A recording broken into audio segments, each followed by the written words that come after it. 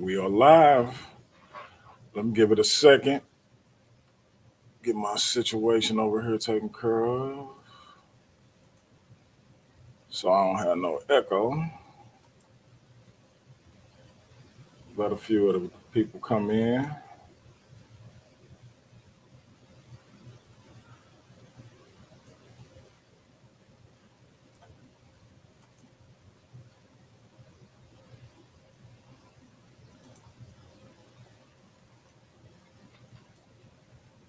All right, we'll go ahead and get started. Welcome to Paradigm Shift TV 314. This is your brother, Pianki Patah Muntu Neferah.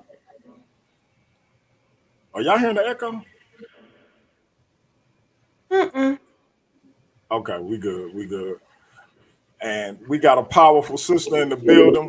My brother Nobody. But before we introduce the queen, let me do my usual spiel. Let me say hotep to my fellow Kemetic brothers and sisters. Let me say God bless to my Christian brothers and sisters. Let me say shalom to my Israelite brothers and sisters.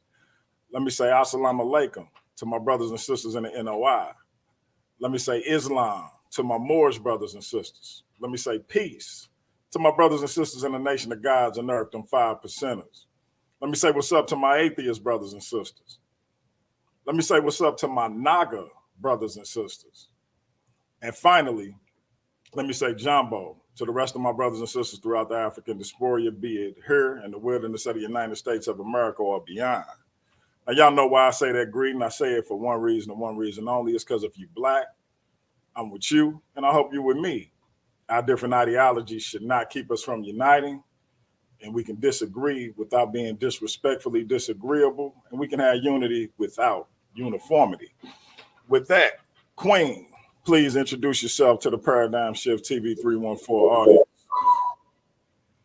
Hey guys, shalom, shalom. And thank you, Pianki, so much for having me on tonight. I am Naphtali.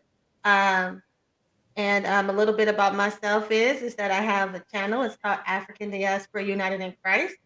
And I am a Hebrew Israelite. And I believe that all Black people are the chosen people and are the people of the book. All right, all right. So, like a lot of people, I first took notice of this queen on Dagger Squad over there with our brother Garfield, and I thought, she was coming strong with her information. She showed up powerfully, and wasn't scared to get in the ring with whoever stepped to her. So. And then I found out the queen was from St. Louis, so I was like, "Oh yeah, I gotta try to build with this sister." So peace to her and her king for being gracious enough to come on. So I'm gonna jump right in, Queen. How was it that you came into the knowledge and understanding that you were an Israelite? Well, yeah, so my background is that I was born and raised a missionary Baptist church. I was born and raised a Christian. Everybody in my family is a Christian. My granddad is a deacon. My grandmother is an evangelist. My father was a minister of music, and my mother sung in the choir. So that was pretty much my background. So my husband, not too many years, probably like 4 or 5 years ago, um, he was on YouTube and he came across IUIC. And he came to me and he was like, babe, you got to see these guys. These guys are talking about we're the Israelites and all this. And I was like, what? So when I saw him, I was like, okay, I'm loving this. Like, this is us. I was really excited and I was just really intrigued by the Israelite IUIC. I started to get into it and studying. And in that moment on, I accepted it that, that we are the people of the book, that we are the Israelites. It's through my husband. That's what's up. That's what's up. And so, how did that affect your relationships with your family and him and his relationship with his family? When I tell you, I just knew when I got this information that everybody was going to be like jumping to it, excited. And that's not what happened. My family is still Christian. Now he was able to get his mother and his grandmother, who may she rest in peace.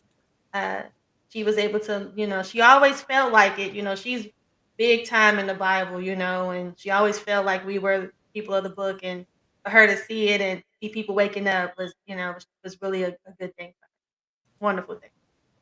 Wow. So Yeah. wow, that's rare because no matter what the ideology is, when you break away from what you grow up with, it's normally a situation where the family is kind of polarizing. So that's what's up. That his grandmother kind of was still rocking with him. She So always believed it. She always knew it, and she was a very gifted woman and very spiritual. So she knew it. And when all we were was just validation. That's all. That's all we did was validate. okay, that's what's up. That's what's up. So let me ask you this: Have you or you all a part of a camp? Did you all stick with IUIC, or did you kind of veer off into your own? That's the reason why I'm here. Let me give you a little background on that. So, I was watching a lot of the IUIC, and then, I started to love the HOI, got into Safari, just really starting to just get around with the information and subscribing to different camps. And, I was very, very young, very ignorant, didn't know very much about it, but just, just walking in, fresh eyes and fresh ears. And I was hearing things, and I was like, hey, what is with the hate for the African? I've always like one thing about it, my family, my mom is very Afrocentric. Same with me and my husband. We know that we're Africans. We're very proud to be that. And I was hearing them speak on, oh, prepare for slaughter. I'm like, prepare for slaughter. They're already dealing with a lot of adversity. They were colonized. Do you know the history? And then I started learning how they were treating the Native Americans. And I know the history of the Native Americans with our people. And I just noticed it was a big hypocrisy. It was a lot of hypocrisy. And that's when, I was yelling at the screen, going off. My husband was like, hey, stop telling me, why don't you come out? Let me start you a channel and you bring the information out. Just, just some information for people to hear, another take on it. That's what's up. Because that's like my biggest gripe. Even with my brother Captain K from ISUPK, they big up the Native Americans who we know these so-called five civilized tribes had our people in slavery, but you ostracize the African. And I'm like, and then they afraid of DNA because they don't understand it.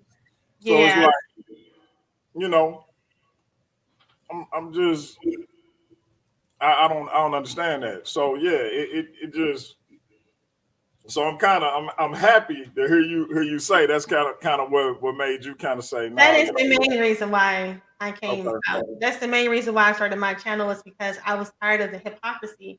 Because they say these people sold you into slavery. These people had us into slavery, and the United States government had to fight them to free you, make but you them good, free you.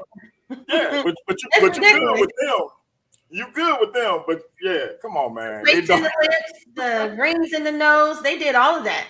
Yeah, it So, don't make dog sense. and they've So done way worse. I'm not here to hate on the Native Americans. I'm not here to hate on the Hispanics. That's not what I do. I love all people, but I'm just here to call out what history. I love history, and that's just what I like. And if that's what happened in their past, that's just their past, and that's what they did.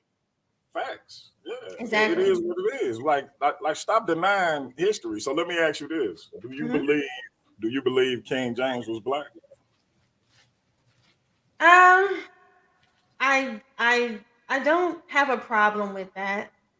I don't. I haven't. I've seen some information on him being black. It makes sense, but at this point, I'm not 100% sold on it though. But I don't have a problem with him being black, and I don't need him to be black either Okay, so though. it sound like you a little you wavering a little bit, but I think you need to look into that a little deeper, Queen, because that man was not black, and we shouldn't even want him to be one of us. For real. Well, I don't think he's black either. But why I say that is because I have not researched it in depth enough to tell someone that they're wrong. I'm not afraid to say something is not right. But with this, I'm not 100%. I don't think he's black. I'll just be honest. I don't. Got you. And I wasn't trying to push you either way. I just, like I No, said, we you can't push me, but it's I okay. appreciate it. Yeah, I'm not trying to, No, yeah, it's just no, that you're right. I have to admit that you're right. I was trying to, because I really, like I said, I've seen some information that people have presented to me where I felt like, hey, this could be possible. But the information that I've seen, I don't think he's a black got you. man. Mhm. So let me ask you this, because I know one of the big events that you were a part of was the debate with Napasha Da over on Sonetta channel. Yes. What was it like to be a part I of seen that. I seen that. in the HOK environment and to be a part of one of his events, and what was that experience like for you? And real quick, Queen, not to cut your wisdom. American Dream, I'm always eating, bro. If you watch this show, you know I'm always eating. So yes, I was eating. Go ahead, Yeah. Queen. When I said I seen that, I was talking about that eye roll, not the debate. Oh. Did she roll her eyes? I'm I talking have about to be hard. I have to be careful on what I say because I'm not trying to bring out any issues with that woman. But yeah, it was a great experience. I've watched Sinetta for many, many years. It was really nice to be on his platform. Speaking with Nepal, things were going good. It went left really fast. And so yeah, we're no longer working with Gotcha. Enough said. it. So and I that brings me to what me and you were talking about before we started. The brother faithful to God. Yeah. I don't like the brother. I think he a white boy that's sticking his nose in black people business, and that irritates me. My brother who's a Christian know how I feel about that, so he can chime in whenever he want to I about don't it. have a problem with Faithful. I don't have a problem with him. You know, I ain't got no problem. I just wish that he and I would have what the opportunity that he and I would have been a little bit better. Which I was a little bit more. It was kind of like I don't really debate Christians, and when I was debating him, uh, I learned really quick that hey, this is something I need to work on because I always debate Israelites or I debate people who are not uh like yourself, Kemet people or, atheists or whatever. I debate people, non believers, but because I always consider myself to be kind of like Christians. I don't have a problem. I don't believe that people can't be saved. I don't believe that. I believe that all people have an opportunity to be saved. I believe that there's a hierarchy, of course. But I never really had an issue with Christians, so I really don't know debating him, I was like, well, oh, I needed to prove that I'm a Jew. And I'm like, okay, well, and he was kind of pushy and, kind of rude. He was super aggressive. He Like, was man, very you a hard. aggressive. Okay, but he was very aggressive. He was very rude. It was kind of taking me back. I was getting very offended. And I just felt like if we were going to have a conversation, let's just have the conversation. There's no need to, use name calling or aggressive tactics and things of that nature. Because let the information speak for itself. Is how I Right, Yeah, and when she touched on not having a problem with Christians because are you familiar with how we call certain Israelites like campers and then certain Israelites moderate? Yes, I am aware of the campers and yeah. Yeah, now I'm not saying that you accept this title, but you would be more of what we call a moderate Israelite. And see, we don't have no issue. Well, me personally, like people like me, Brother Berean, stuff like that, we don't really have no issue with like moderate Israelites, because like you just said, y'all pretty much believe the same stuff we believe. You know, Old Testament, New Testament, Christ, all that stuff. Anybody can be saved, all that. Our issue is more along the lines with the campers, you know, the ones that everybody is black and everybody, you know, and Old Testament only, and everybody can't be saved and stuff like that. You know what I'm saying? So that's why when you ask me the question offline, how do I feel about Israelites being black? That's why I said I don't have no issue with it. It's more doctrine based than anything. You know what I'm saying? Well, yeah, and I see people in the. I'm looking at. I just glanced over at the chat, and shout out to you guys in the chat, War Chief. And I'm looking at what he's saying. He said Hebrews come off as a hate group, and that's another reason why I wanted to come out is because they're doing a lot of damage. That's my problem is the camp. It really isn't. So we got the same problem. My problem is really the camp doctrine. I think it's very don't let nobody get you to agree with him, sis. I'm agreeing with him. I'm just messing with you. Go ahead. Don't be a hater. No worries. My problem is actually that's what I'm saying. That's when I was debating faithful. It was kind of weird because I was like, well, I don't really have an issue. You know, I don't think that you can be saved. I don't, I know there's a hierarchy, the Jews, of course, and then, and so on and so on. It was kind of like odd because I don't have a problem. So it was like, I guess the problem now is the Babylonian Jews versus black people. Yeah, because see, people like Faithful and them just, coming into the community, they address all Israelites the same. They don't make the separation. You see what I'm saying? They don't separate. Yes. How you just said, you believe everything that we believe. So when they hear Israelite, it's just total attack them like they account, knowing that, we're thinking that all of them believe the same thing, same doctrine. So that's where he be coming from. And that would be an error on his behalf. So that's where that came from. That's pretty racial, and it's like pretty racist. I will have to say on his account because I'm dealing with, like I said, I'm new to this. I only been around presenting myself probably no more than 5 months, I guess. And when I came into this, I just came in to just really want to have dialogue with people and really try to get an understanding and ask the tough questions and answer the tough questions. Because even though I feel it and I know for sure that we are the people, I like validation as well, and I like to prove all things, And so I don't mind pulling up and having conversations with people, but people are not, all about the truth. The truth is really not about the truth. It's about making you look bad, and it's about setting you up. And the more you do things, the more you learn. And so I'm learning as I go on, how people think, because everybody doesn't think like me. Right. That's what I'm learning. How do you feel about people like Brother Berean? I don't know who that is, unfortunately. I'm learning people. Is that Berean TV? Is that who that is? Yeah, Berean TV, right. I think somebody had told me about him. I think he had one of my videos on there. I don't think he's liking my video, if that's the same guy. Well, I was bringing it up because you brought up Faithful to God. Right. That's what I was going to say. Right. Okay, yeah, somebody had shared Faithful be over there a lot. Right. That's what I was saying.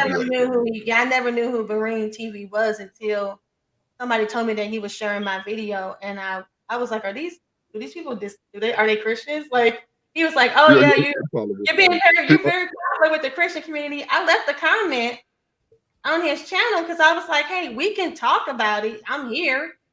Right.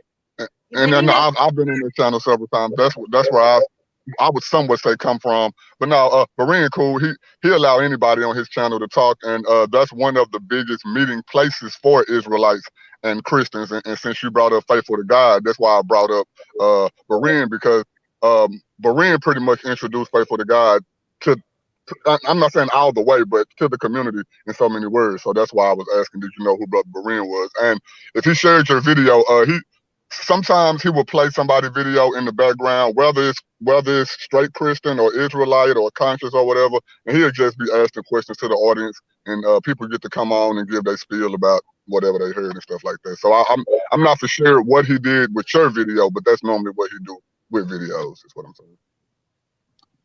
Yeah, I guess I didn't really watch it, but yeah, that's fine. Yeah, yeah. I was just I saying if you knew me. Oh yeah, I didn't. I yeah, I'm familiar with this channel now. Someone did introduce me. Yeah, it'll actually be. I think you could go on there and kill it. So it's like it's Yeah, a decent form, and he yeah, keep it he keep order and try and keep it respectful. So you would definitely have your chance and your opportunity to speak. It won't be like a situation where Faithful get to filibuster and all of that. So yeah. you get a chance, and he put that link out there, and you ain't got nothing going on. Jump on there and let them know what's up. Yeah, cause he'll kick Faithful off, cause like I say, Faithful known over there, but some of the people over there say the same things that you're saying about him. Like, hey man, this dude going, Perrin be like, hey, let me put him in the back, let me stuff like that. So it's He fair. doesn't bother It's a me. mutual ground. He doesn't bother me. Faithful doesn't bother me. I'm not concerned with him. The only thing is that when it just takes practice when you're talking to certain people that you're not, Right. you don't talk to all the time. Like I said, my thing with Christians is like people actually be like, "Oh, she's a Christian." Like people make fun of Yeah. Israelites, make fun of me sometimes. Right. So Right. Right. weird. Right. It's fine. I don't mind. A lot of Like camp, some a lot of people, camp, yeah. a lot of campers don't like. A lot of campers don't like the moderate Israelites, because they feel like, oh, they turncoats or something like that. So yeah, y'all pretty much get the same scrutiny that we get on that level. Um, yeah. I like I said, I'm really deep into the information, and I don't see anywhere where people can't be saved. I have yet Amen.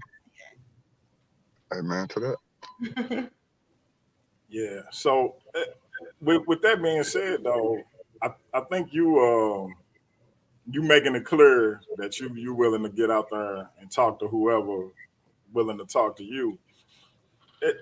Let's talk about how you kind of was that your goal from the outset to kind of engage with people, or was it more so to teach? Because you was getting into something before we went live about Israelites being African and why you believe that, why and you talked briefly about that being your main disagreement with the camps. So kind of get into it. Was your main goal to kind of engage with other people who may differ from you, or was it more so to teach, or was it a combination of the two? Yeah. So like I said, my initial target were the Israelites.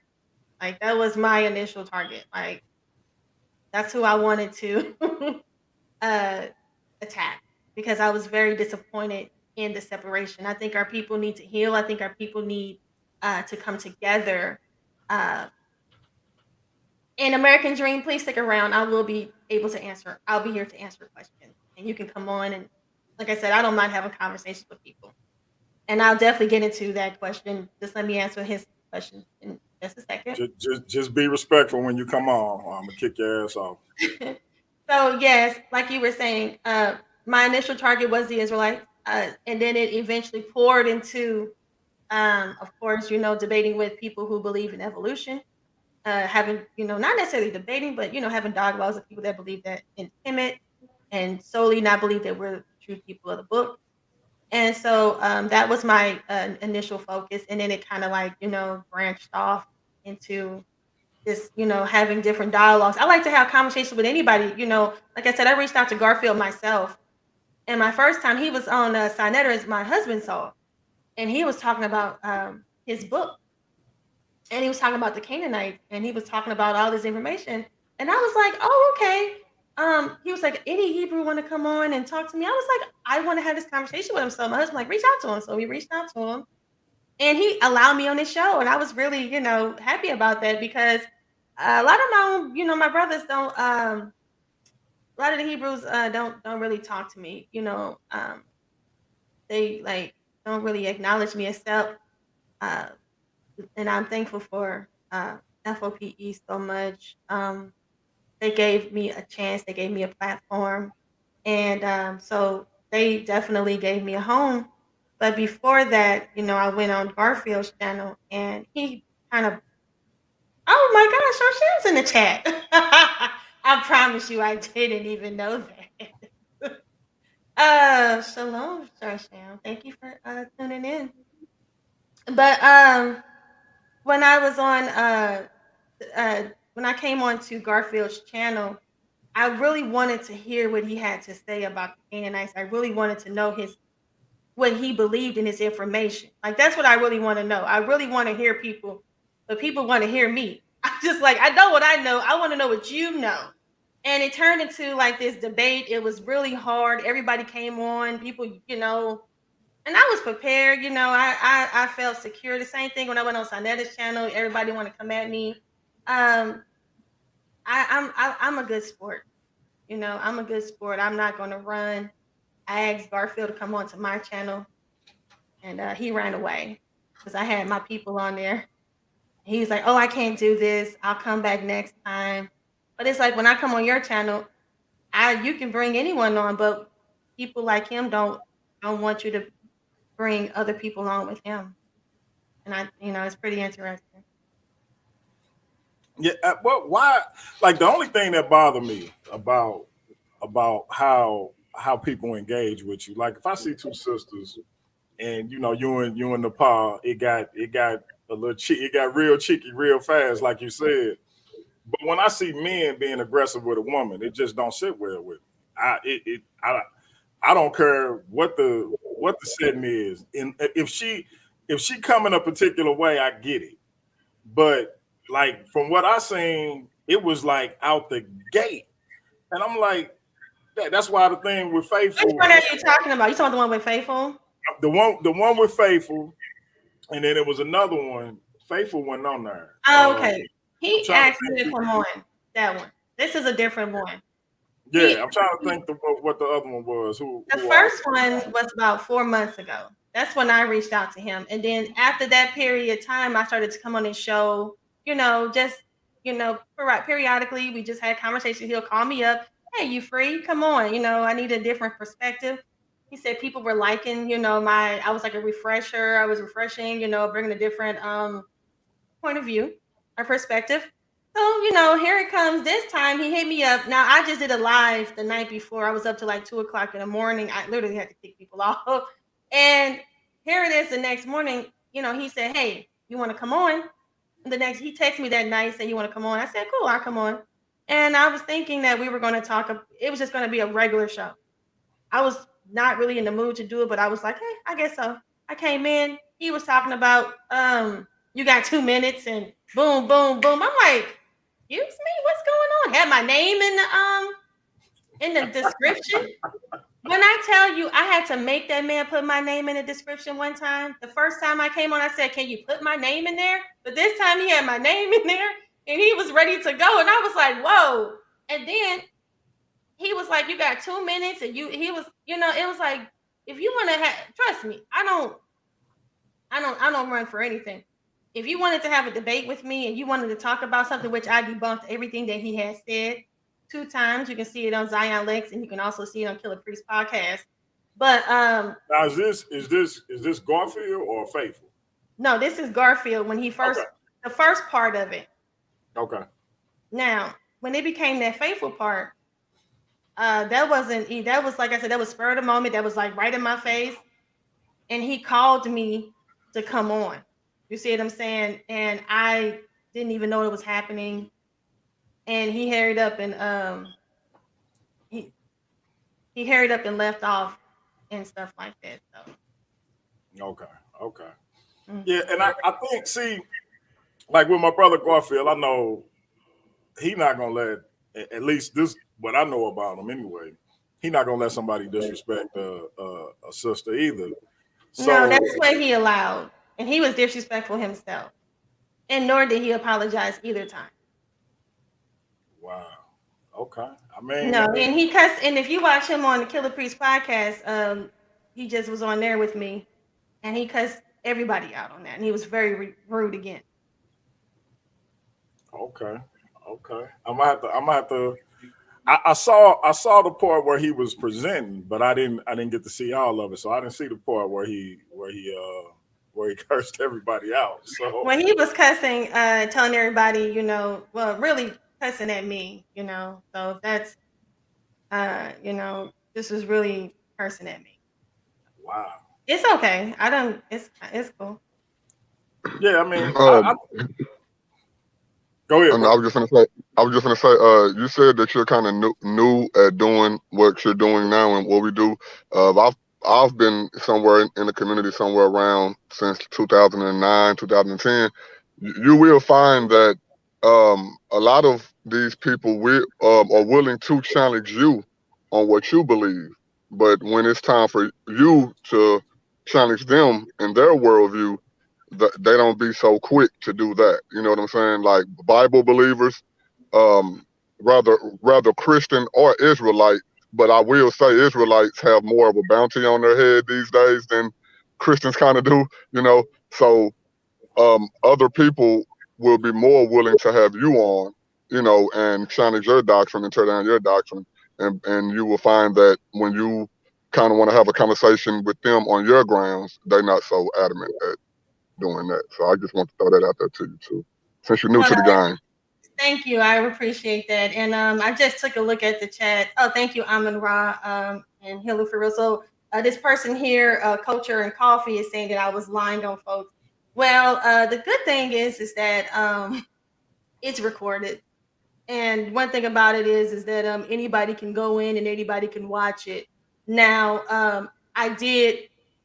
He was bringing me up, and I called. I text. And I said, "Hey, can I come on?" He said, "Yeah, you can bring the sister on." And I was ready to have that conversation.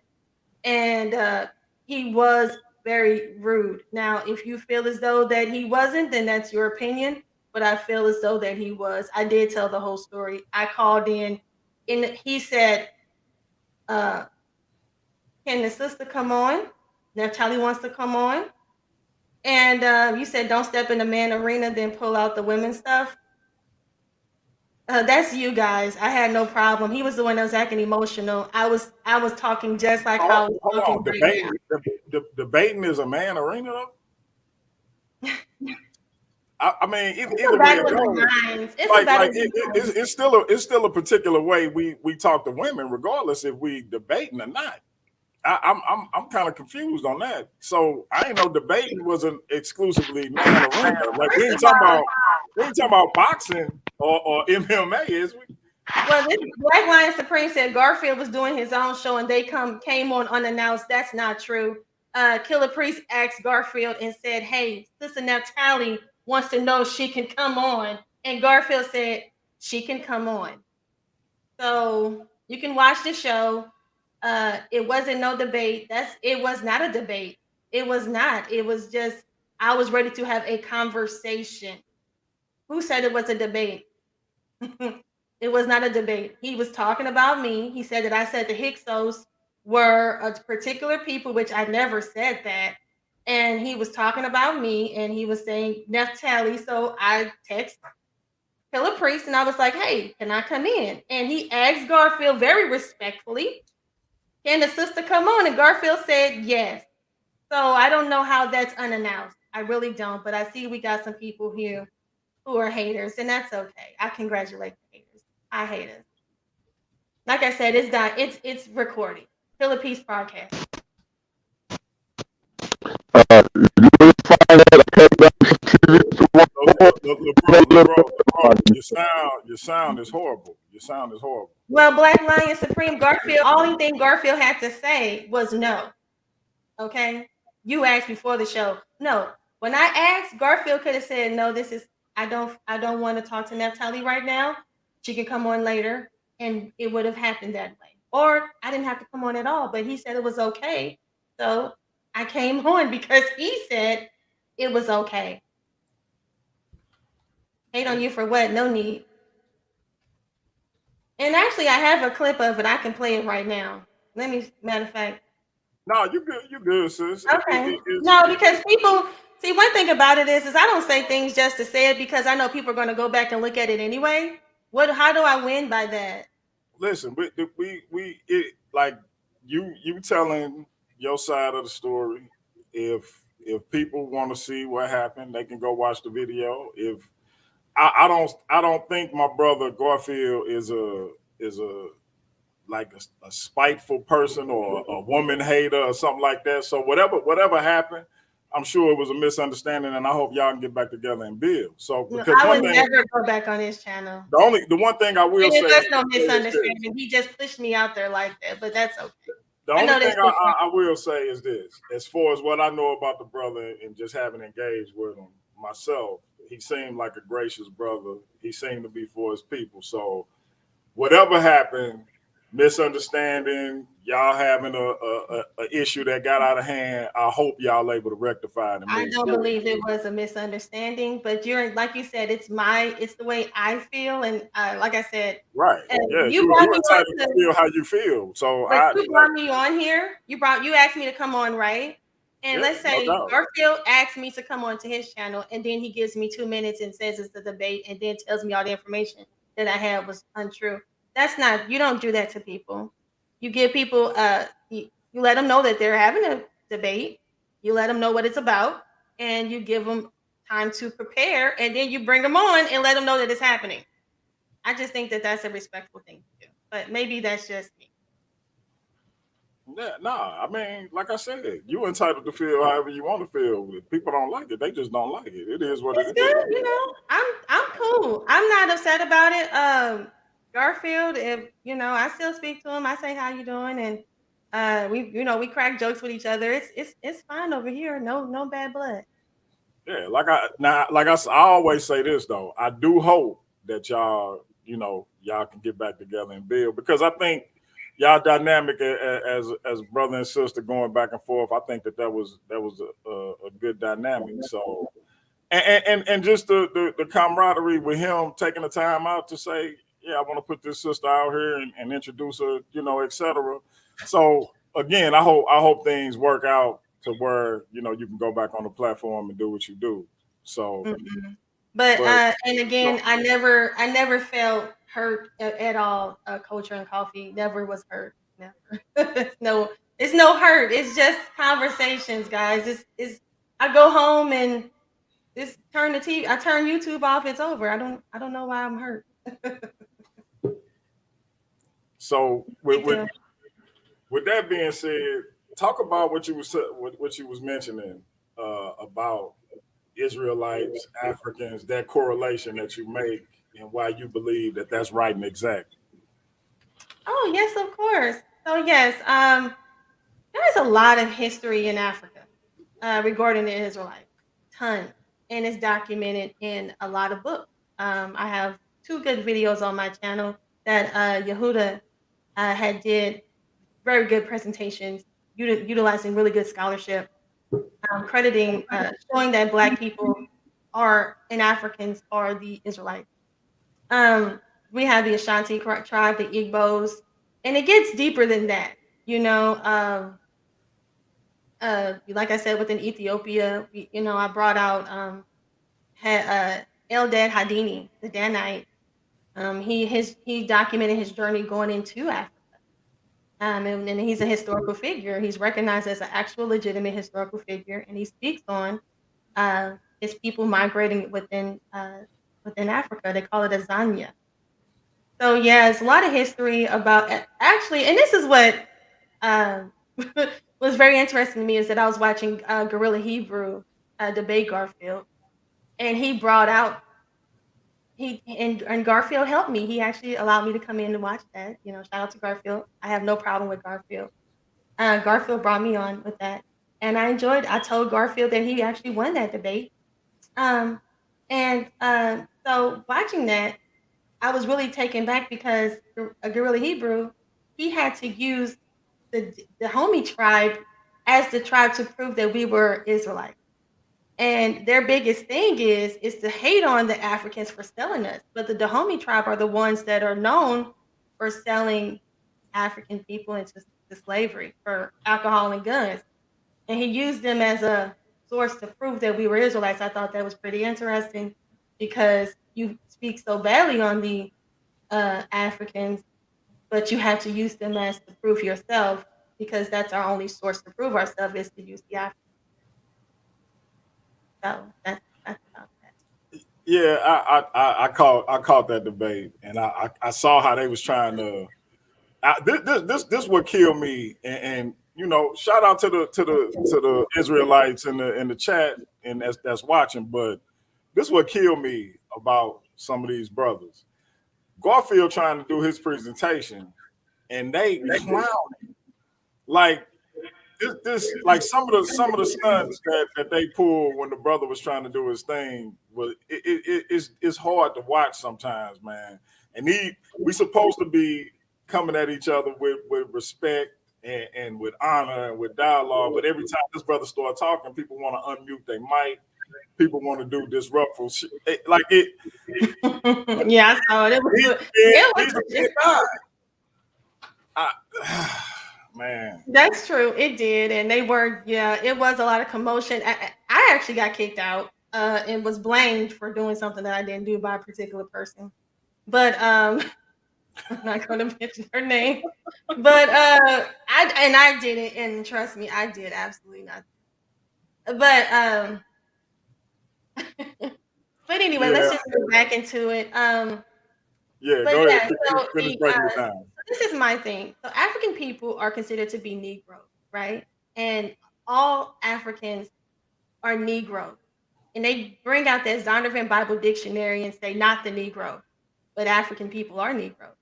But not all Negroes um, are Israelites. But I believe that majority of Africa is the land of Shem and Ham, and we can prove that historically, archaeologically, as well as with biblical proof as well.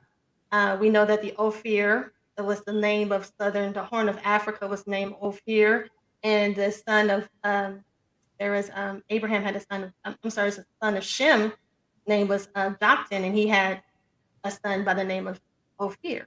And they were known to have these gold mines, which King Solomon had taken ownership of. So it's a lot of tangible historical information to prove that we are the people of the book, other than just using the curses of Deuteronomy 28. And I appreciate that you didn't just pull out Deuteronomy, because I feel like the best thing to do is it's cool that you want to use the Bible, but to me it's better if you're gonna prove your case to go outside of the Bible and try to look to some real historical evidence. And I see you didn't even pull a Bible verse. You went to that. So I even though I disagree and we had a brief conversation on that, I respect that you looking to do some research. Well, I feel that Bible. I feel that people not to say this about you, but I just feel like there's a lot of us don't know our history. And if you really look into our history, you will see how it linked to the people of the Bible. One thing that I've always said to myself is if I can't see it in history, then we're not the people. And that was something that I wanted to oh, thank you, Amin-Ra. That is the reason why I started this journey, because I say if I can prove it in history, then the Bible is I want to prove the Bible, but I want to prove it through history, not just by using the Bible, but actually finding it in history. And not just, people like to call me the queen of pseudo or whatever, but I like to use real tangible evidence. Like if anybody ever goes to my videos, I'm always in encyclopedias. I try to raise the bar and raise my standard.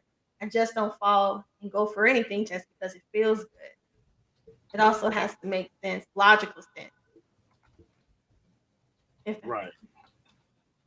And I get that. And like I said, I don't agree that we Israelites or nothing to that sort. You keep saying that, but you just need some more information. No, Queen, I promise you, like I cannot be convinced. Like I would have to it would have to be some really solid information for me to be. And what would be solid? And what would be solid for you? Solid, like literally my DNA telling me that I'm a person of Semitic lineage and heritage. Like But what Semitic people have been found for you to even do DNA? we've been what? There Don't has don't not don't, been don't any. they still exist today? No, those people. Those people would be considered to be Canaanite, Israelite. There's like a Canaanite But thing but going but on. Canaanites were still Semitic though. Yes, but Semitic has now been changed. The definition of Semitic used to mean Shem, used to go for Shem, but as time progressed, academia has changed that name to include all the people of the book and all nations. So anyone, yes, Canaanites can be considered to be Semitic as well. Yeah. So they don't have any remains of any so-called Semitic people that we No, you're can. saying Semitic. There's tons of Canaanite DNA. Well, no, I mean, You mean Shem? Shemitic, yeah, Shemitic. They don't have any remains of these people. Well, the people that they would want to consider as Shem. Right. So my thing is, in order for this something that can't be proven in. It's to me, it's like a fantasy, and I don't mean no disrespect. No, maybe it's just a cover up. By who and for what? They say that the Egyptians aren't black. Why do you think they say that? Well, they can't even say that no more. But they do. They get laughed at for saying that. By whom? No, don't nobody take that seriously no more. Yes, Everybody know when they try to take Kemet out of Africa, it's a joke. But they still do it. Dr. Bruce Williams, Dr. Emily Teeter, Dr. Kenneth Steele, Kenneth Kitchens, all of these individuals know that the people who started Kemet were African people. Now, as this 3,000-year civilization progressed, obviously you had more and more people of different ethnic stock come in. But we know the people who established it were African people. But and they still tell you that it is. They tell you Kemet was the land of the black. Right, and we talked about that though. Like I said, they can even say that it means black land, and that these people didn't consider themselves black, but then explain how they said they were created by Khnum out of that same black soil. I'm not disagreeing with you. No, I'm just saying right. I get it, but I see making a correlation for what they try to do with any African civilization. I get where you're going, but I'm saying, go ahead. My thing is, what we know why they wanted to take Kemet out of Africa. But why did they want to take Israel out of Africa? But here's my thing: what has Israel done in comparison to Kemet? This is we talking about a 3,000-year civilization. What is Israel? What is comparison? What is Israel in comparison to Kemet? Like, I know why they wanted Kemet. The architecture, the art, the culture. I get that, but what is Israel? What is Israel in comparison to Kemet, Cush, any of these civilizations? What is it compared to? Because it is the creator of the universe, chosen people. See, and that's where you got to go. And for me, that's not even a consideration, because this creator of the universe, how is it that he chose these people? Like, look, I'm not even. I'm not even. We not. No, let's go into it. Let's do it. No, we're gonna do it. You brought me in. We'll do that on another show. No, let's go ahead. You said why? You said why did you just brought up the creator of the universe in relation to why these people want to cover up this little speck of land that's. It wasn't that little initially. I mean, but we look at it on the map, it's nothing. Like. Well, today is nothing. The whole reason these people fighting over this land is because of this notion of this non-existent deity. Like if this deity really chose these people, and these people are us, he is the worst creator ever. Because look what our people been through.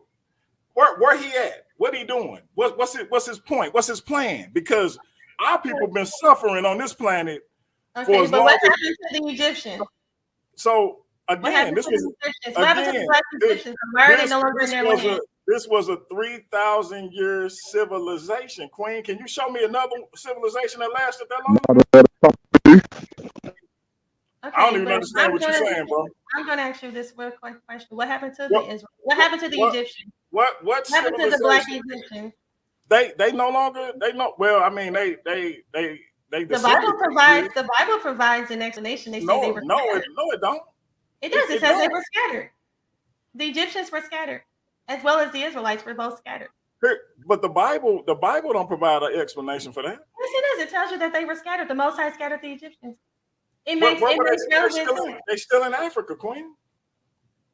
No, they're not in Egypt anymore. That's why. Do you believe that you're an Egyptian? I mean, I'm trying to understand you. You believe that you're.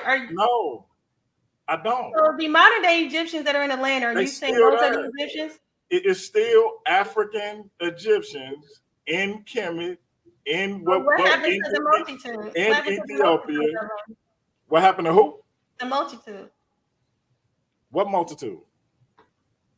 There's a group of people that are in charge. Why are they no longer in charge? What well, I mean, Kemet was taken over by Persia, then Greece, and then eventually the Arabs who still there. But the indigenous,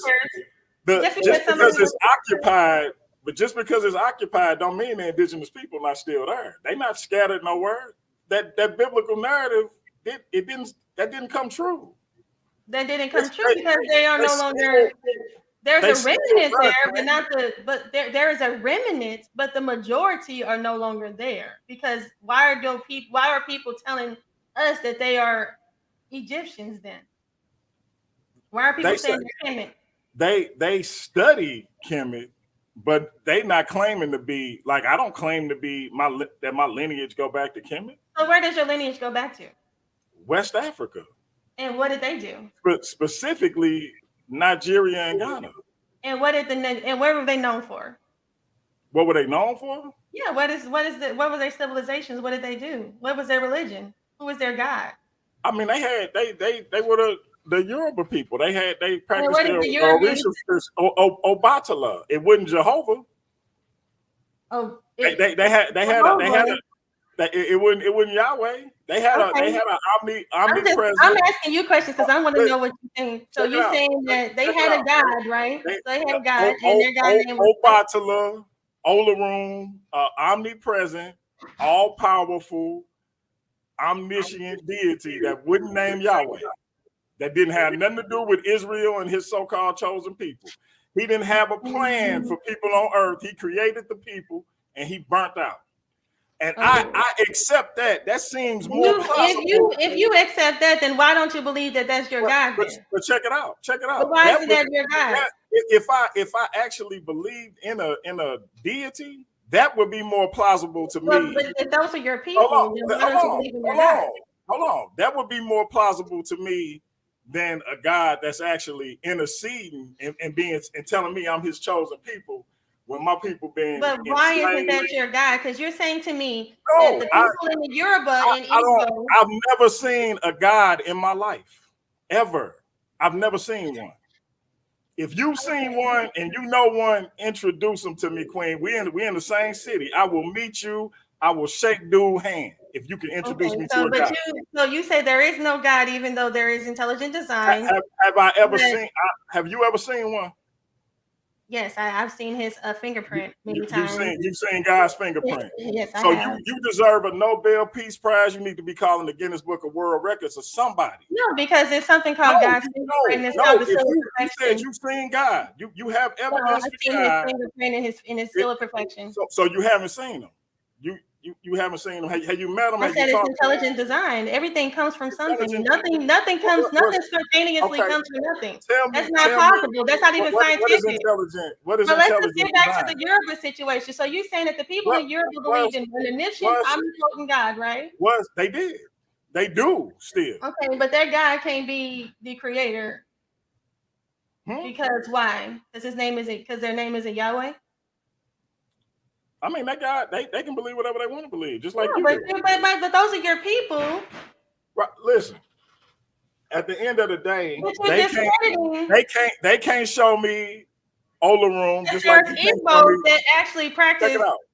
They practice that they are the Jews. So They I mean, can't show me. They can't show me Olarum or Obatala, just like you can't show me Yahweh. But you can't show me any. So you believe in evolution, correct? I don't know enough about evolution to say I believe in it or I don't believe in it. So what do you believe? What is the origins of this earth? How was it created? I have no idea. All I know is I'm here and I got to get through it. That's all I know. So what would you classify yourself? Agnostic, atheist? Agnostic, probably. You're a skeptic? Definitely. So again, I'm trying to figure this out. You met God personally. No, I never met God. Well, I have a relationship. You have a relationship with somebody you never met? It's not about, like I said, we can see God in all things, in all his creation. He has a fingerprint. It's called the fingerprint of God. And he has something called the still of perfection.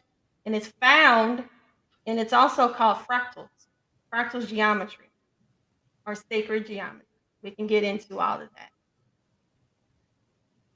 Okay. Break it down for us. Okay. Well, the still of perfection is found. It's found on honeycombs.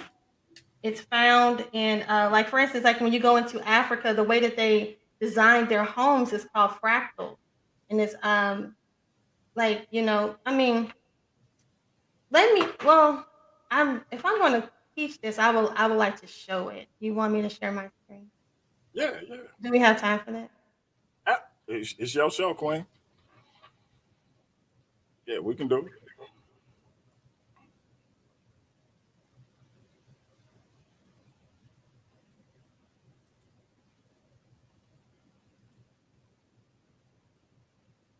Just let me know when you're ready to pull it up. Oh gosh. Hold on. I'm not really prepared. I mean, we can say we can say, because I didn't even mean for us to get into our little engagement. We can say before another show, but I don't like to say things. I like to show it, and that's what's up. Now y'all heard that. For everybody who trying to say she's pseudo, she not gonna make a claim and not back it up. So I say salute to that. But that's what it's about. It's not about me just saying stuff. I don't, and that's why I said, well, let me stop just saying it. I want to show it, but I just have to have it all prepared for you, and I don't have it because I wasn't prepared to have the conversation. So that's duh. And people are like, oh, was she just making it up, or what is that? And it's like, take your time and just let me know when you're ready to share it. Well, when I put it in, I thought I could just Google it really quick, but I see that it's no still of perfection just out there for me to just pull up for you. But I had a video. Nobody. You got anything on that? Back sister up. Well, it's like he gave, in the Bible, it's talking about he gave Lucifer the still of perfection. And the still of perfection breaks down as a tetrahedron. And when you have like I said, I don't have it with me, but he gave Lucifer. I'm sure nobody understands that Lucifer had all the gems. He was considered to be a great angel. Before he fell, he was an angel, and he was perfect in all his ways, and he was given the still of perfection. Now, when we talk about the still of perfection, it's actually broken down into what we would call God's fingerprint, and we can see it like within like fractals, and we can also see it all over like honeycombs of bees. We can see it all found in all types of insects and snow, like a snowflake, has still a perfection in it. Just it's all types. It's really interesting. It's very interesting, and I would love to come back and do a really good job at showing what I'm saying to you. I apologize. I don't have it because I wasn't prepared to talk. But No, yeah, it's it's all good. really It's all good. good. Indeed. Like I said, I didn't mean for us to get off into our diatribe No, anyway. we need to get off into that because there is so much information out there that, like you said, have you seen God? Well, no, God turned away from us because of our sin, and he can't show himself to us because we're so defiled. We have removed ourselves so far from him that he Wait, has put a mediator wait a minute, there. wait a minute, wait a Yeah. minute. Now that I haven't heard. So God, Yes, the Fibonacci this spiral. Yes, American Dream. You're familiar with the Fibonacci. That is exactly what I'm talking about. Yes, so Fibonacci. this so this God is. Would you say this God is all powerful? Yes, he is omnipotent, omniscient, autonomous, all that. Yes. So I call this deity the omni God because he omni every damn thing, right? So this omni God is not omni enough to look at something that's defiled. Oh, well, if you look at the Bible and how so the Hold wages on, the because wages real of quick, sin because is death. in the Bible, this God ordered the murder of men, women, and children, but he can't look at us. He ordered the murder of men, women, and children. And then he drowned men, women, and children. Like people I laugh at Christians all the time because they get in a bag about abortion, but the God you worship committed infanticide, And not which only people and what himself, people are these people that were and, destroyed? and he literally killed babies, and then he What had babies killed. But scripture was that? We got but we got to you prove talking all about things. God is pro life. And So what scripture was he killing people and babies? it say he drowned the whole world, Queen. You telling me when no babies in the world back then? And why When he did he do that? What was his hold on, reasoning for Queen, that? Queen, listen to me real quick. I just want to ask you this. Please. God drowned the whole world. Were there babies in the world in?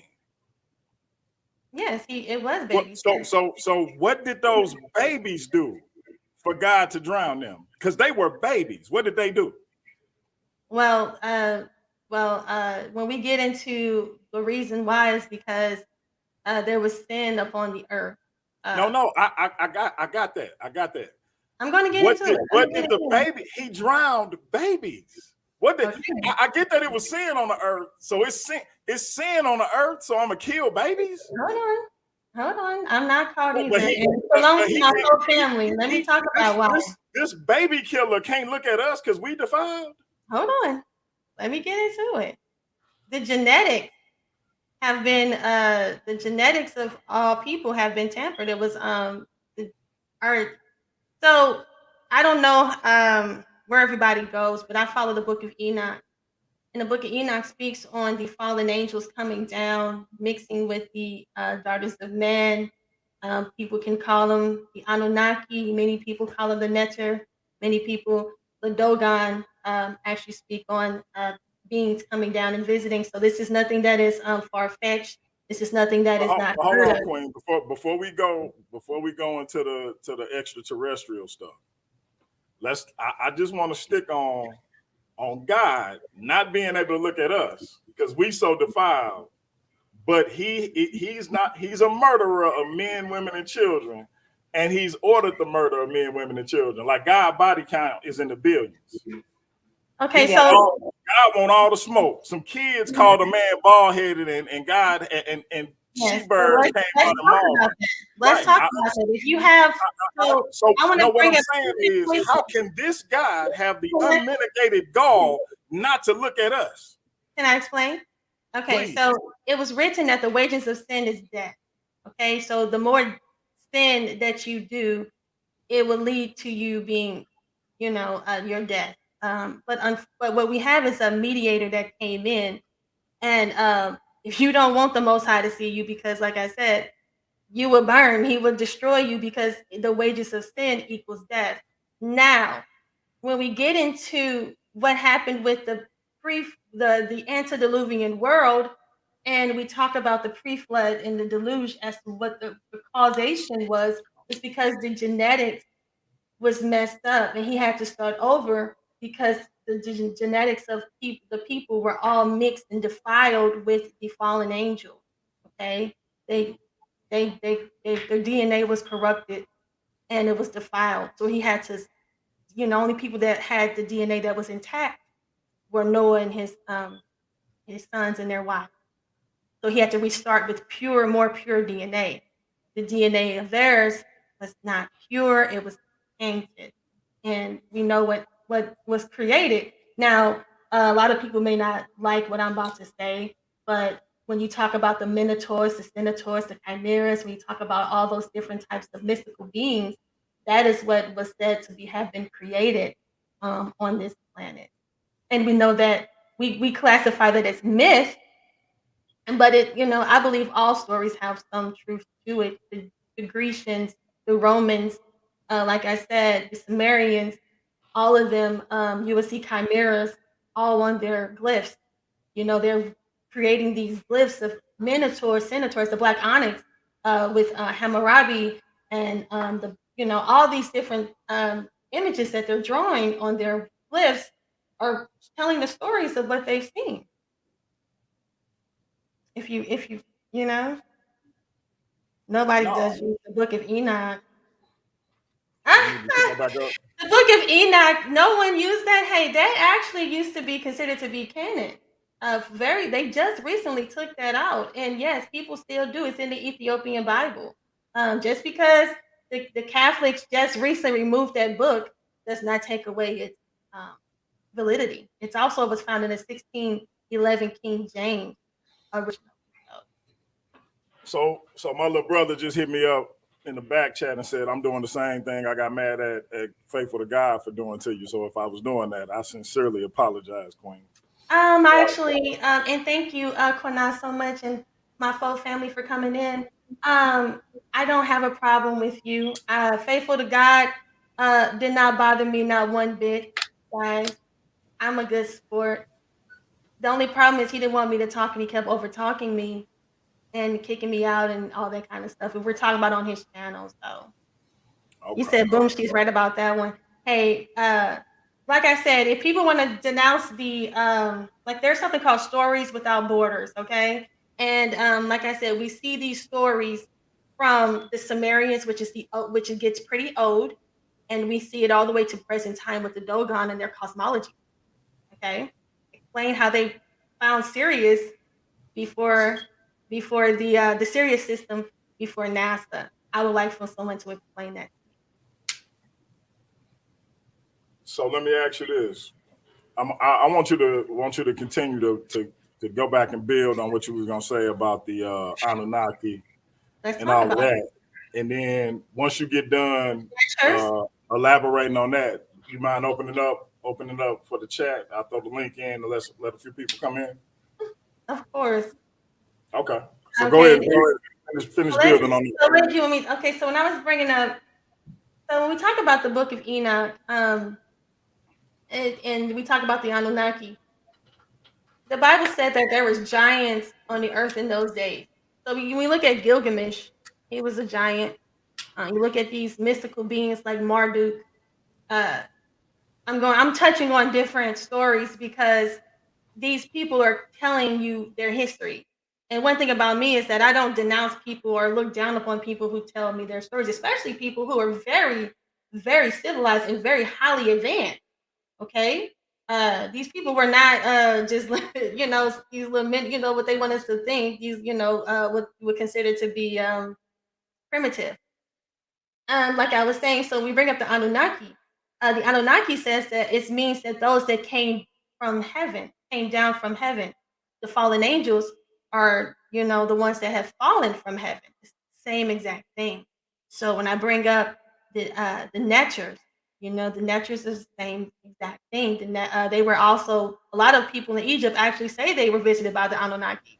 And then, like I said, with the Dogon, with their cosmology, and they were visited by beings that came down. And as we see today, we in modern time it would be called extraterrestrial and the ufology. They would say that these are now alien beings. I don't classify them as aliens.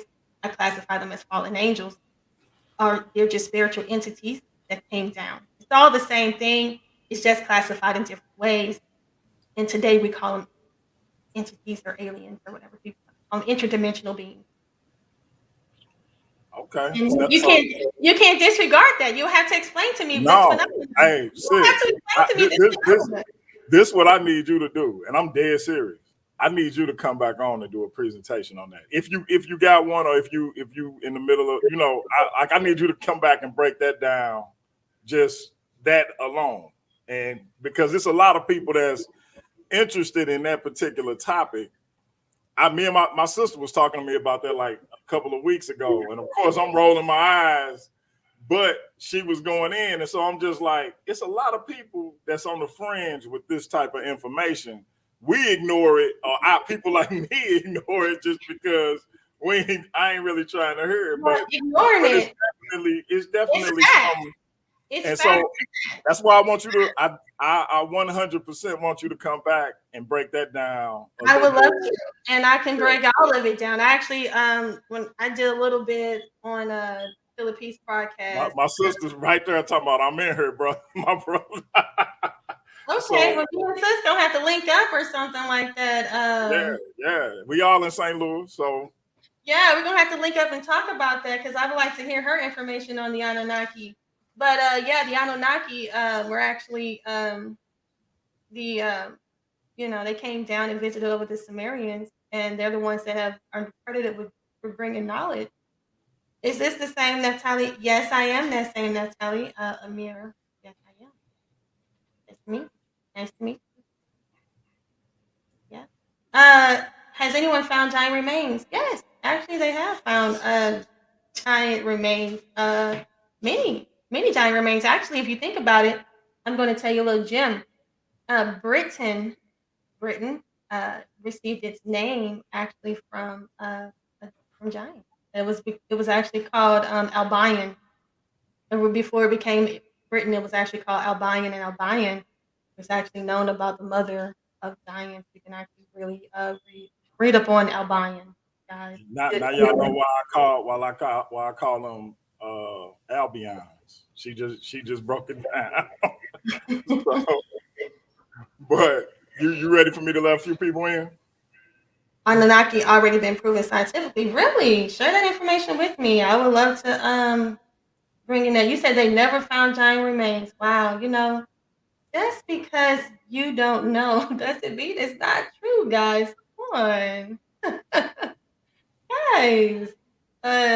Ethiopia has ties with Hebrews going back to what you're referring to is the Kibra Nagai, the House of Judah. Yeah, they've been there a long time. Long. You ready for me to let a few people in? Yeah. And he said that's a whole lie. Well, I'm sorry that you feel that way. Limit your understanding then. I don't limit mine. I'm always reading. They hide history. Exactly. Thank you. That's so true. All right, y'all come on in. We're going to let one person ask a question at a time. Keep it respectful. Okay, look at Brian Forrester. Queen, so keep it respectful, please. The Kibra Nagai is a fictional book. That is so interesting that the Kibra Nagai is fictional. That is so interesting to me that book is fictional, but the other books are not.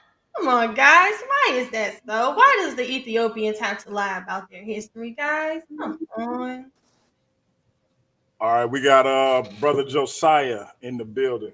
Remember, the Egyptians are right. Exactly. I was just arguing with your brother about that just a second ago, sis. You got Brother Josiah. Hey, what's up, y'all? What's going on? How y'all doing tonight? What's up, King? Everything good, King. It's all good. Hey, Naphtali was dropping that knowledge though, man. She burst in her knowledge. It's like a lot of the reading and stuff that she pulling out you got to understand, in the world we in, it's the age of the lost. And that's for like two particular reasons. As far as like, we lost as far as information go, because they can retract it so fastly, and they can put it out differently so fast. And we also in the age of the lost, because in the future we don't exist, because all of our information that we put out now is either computerized, digital, or it's either on paper, papyrus. Hey, And hey, all that bro. information could be took out with a flood or fire. Real quick, bro. I'm not trying to Go cut ahead. your wisdom at all, but I got a couple other people in the back chat that want to get Okay. in. So, but you got a question for the queen? Yeah, I just wanted to say what she was saying when she was trying to say elaborate on the part. You asked her to elaborate on the part about the Anunnaki part. She hadn't, been through that several times, and I had her back on that part. But go Yeah, ahead. I'm real gonna let talk. her Like speak it out. I definitely want the sister to come back on and get that teaching. So like just to show on that. So yeah, as long as she's willing to come on, I'm gonna keep trying to build with the queen. So I'm always that's what that's one thing about me is that I'm always willing to come on and have conversations and share what I like, what I know, because I'm all about sharing information and learning as well. That's what's up. All right, my brother. So salute to you for coming in, man. We'll get back with you in a little bit. Nice meeting you, Appreciate Josiah. it. All right. Ethiopia has never been colonized. That's not true. Gosh. All right, we got Elder Kwana. Salute to you, brother. Most High bless. How y'all doing? Most High bless. Most High bless to the black family. I have a quick comment. People that's so-called religion, right? People say, "Oh, that's pseudo," and I think it's a word being passed around. And a lot of times when people use that word, I don't think they really looked up the definition, because it's actually an insult. And because when you call somebody pseudo, all it means is that you don't know, right? It means something that you don't know, right? So when you call something pseudo, that's because you don't understand it. You don't know. You didn't do the research. And then people say, well, how can you believe, like my brother here, in all due respect, you say, how can you believe in something you can't see? But if you blow in your hand, can you see the air? But you know it's real. It's live. I can feel it. Right. So then we also say, well, God killed babies, killed this and killed that. Who said God don't kill? Who said that God don't get rid of wickedness? Right. Remember what I said, though, King. I said He's that the great and terrible. I mess with Christians. I laugh at Christians because they say God is pro-life with regards to abortions, but God killed babies. So that was my point.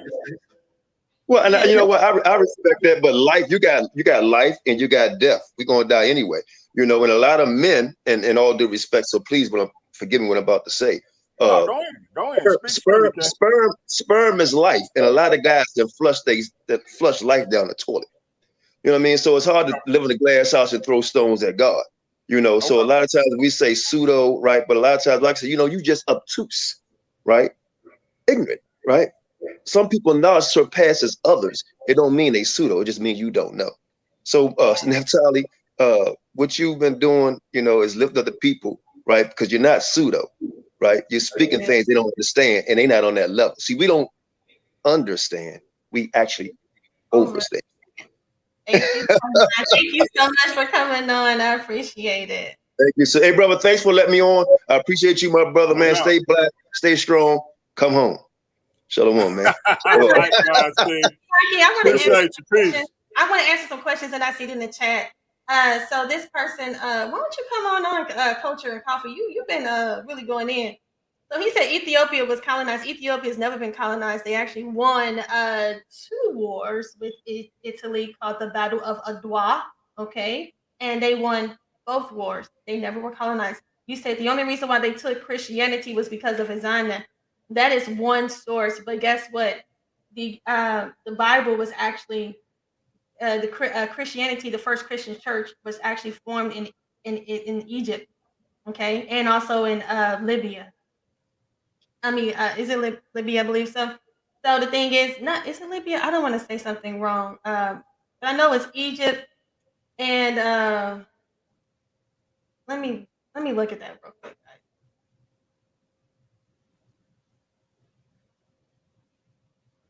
I just did something on that like not that long ago. We got And Black Lion Supreme in here with to ask a question too, Queen. oh, okay, you brought somebody in. Okay, well, it was definitely in Egypt first. I know that for sure. That's fine. You said through trade and invasion. That's not true. Okay, pseudo means you don't know where Bianchi find these Hebrews. Okay, okay, what's going on? What's his name again? Black Lion Supreme of the Dagger Squad. Oh, okay. I'm sure we've met before. Yes, indeed. Hotel Shalom, sister. Hotel to Bianchi. Hotel How King. y'all doing? All right, I'm doing good, bro. Thanks for asking. Okay, sister, you did an excellent job in your debate against Nepal. You you you Oh, you pre- you you. presented an excellent presentation, and I told you that night um, on your debate. I expressed that to you that night. You just gave an excellent answer when it comes to Ethiopia not being invaded. So it's no way I could ever hate on you. You're a black queen. You're a black sister. So I could never hate on you. So this is not out of hate. This is just trying to inform you on some things that you might not have looked deep enough into, like the stones you mentioned, the urim and the thummim.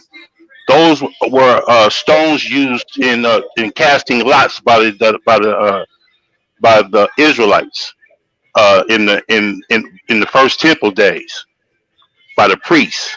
They also were made out of onyx, just like you mentioned. You mentioned onyx, so you were right on the money with that.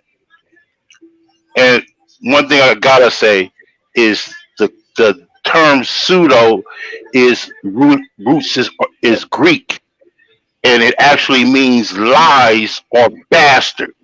That's the definition of the word pseudo. So let's get that clear. But everything else, sister, I would never come up here to challenge your beliefs.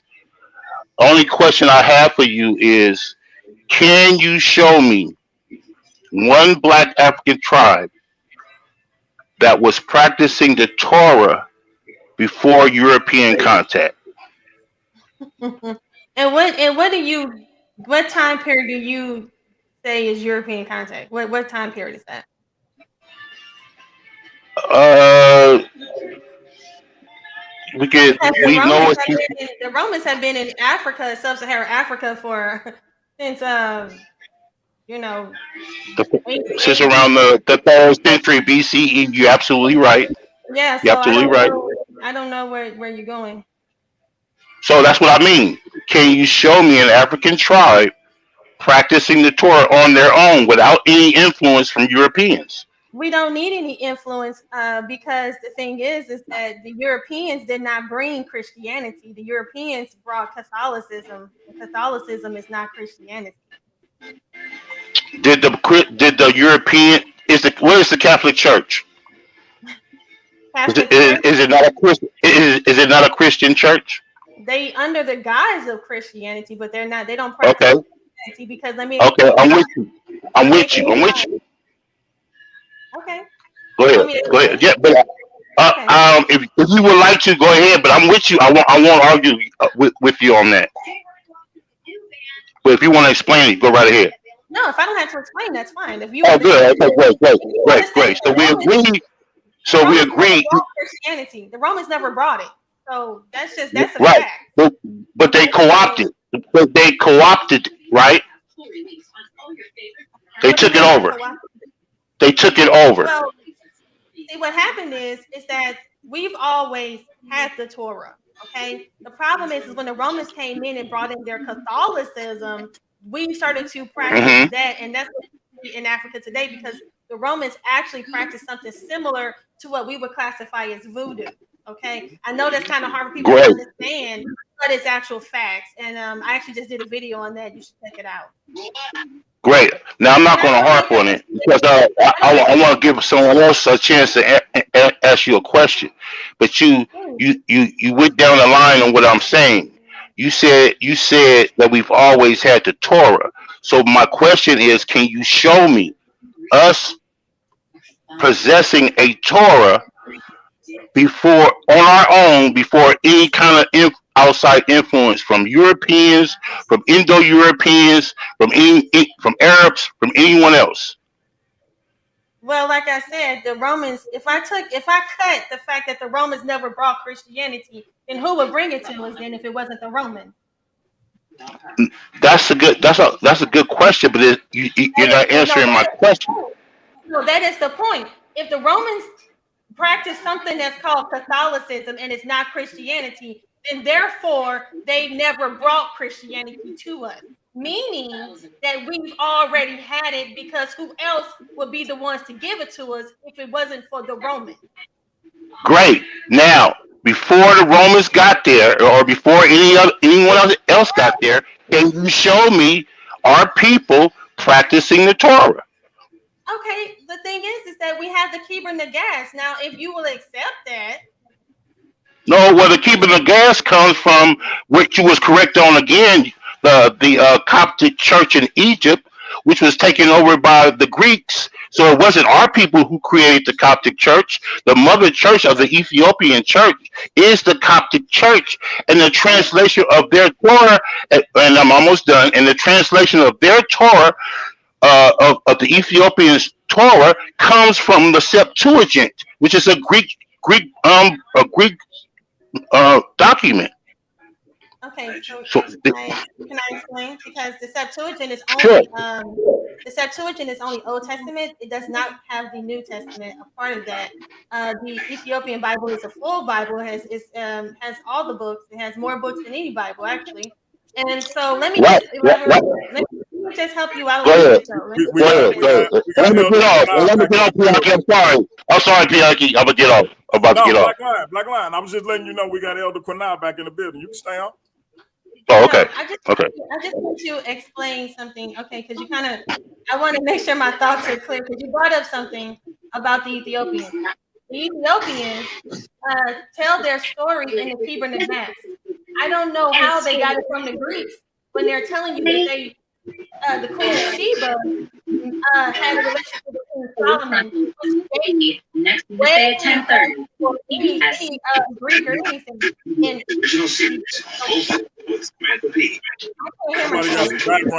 you're breaking up a little bit, Goddess. I can barely hear you. There's some noise in the background. Yeah, somebody got some background noise. Okay. Everybody, let's mute your mics, everybody, while she's talking. When we look at the Keber Nagas, and it tells the story of King Solomon and the Queen of Sheba that we see in the Bible. It elaborates more on why the Solomonic Dynasty exists within Ethiopia. The Solomonic Dynasty were there before, okay, before the Ethiopians took on Christianity. The Ethiopians worshipped, and they were Cushite, okay. That portion of the Ethiopians were Cushites, and they worshipped Ashtaroth or Astarte, which was another goddess. They were converted, but there was a segment of the Solomonic Dynasty that were already there that were Jews. Okay, so you asked me who was there. That's where the whole Rastafari movement comes from, and so that is actually the Solomonic Dynasty. They're there. They actually have a dynasty. They're before any. They tell their story with the Keber Nagas. I mean, does that make sense? Am I answering your question? Can I have just 1 minute to respond, Pianki? Is that all right? No, just 1 minute, or even 30 seconds. Let's before you go ahead and respond, and then I want to go to Elder Quinal. Someone said I just made that up. Really, Emperor Melanin? I just made up Emperor Melanin. I just made up the Solomonic Dynasty. You guys are just ignorant. Wow. Stop. That's offensive. That I need to make that in Ethiopia? Queen. Don't get caught up in the chat. They don't know their history, and they're gonna tell me that I made something up because they're ignorant. But Queen, don't get caught up in the chat, because if you know your information straight, just go with your, you know what I mean? Because you'll be arguing with people all day looking in the chat. Don't worry about that. Okay, so people really don't know who Emperor Melanin is. mandates of in the the past. Solomonic Dynasty. Wow. Clear history to it. And that All was right, I'm still hearing somebody background. I don't know who it is. pure hypocrisy on display from Republicans who I don't either. 1 minute and then tout the benefit Yeah, of hold vaccine. If a government agency in the state of Florida forces Elder Quinai, is that you in the background? that violates Florida. The vaccines protect you. Get vaccinated and then live your life as if you're protected. All right, I was on mute. I just wanted to say something real quick. All right, go ahead. And this is why I said overstand, and I said to call somebody pseudo is insult.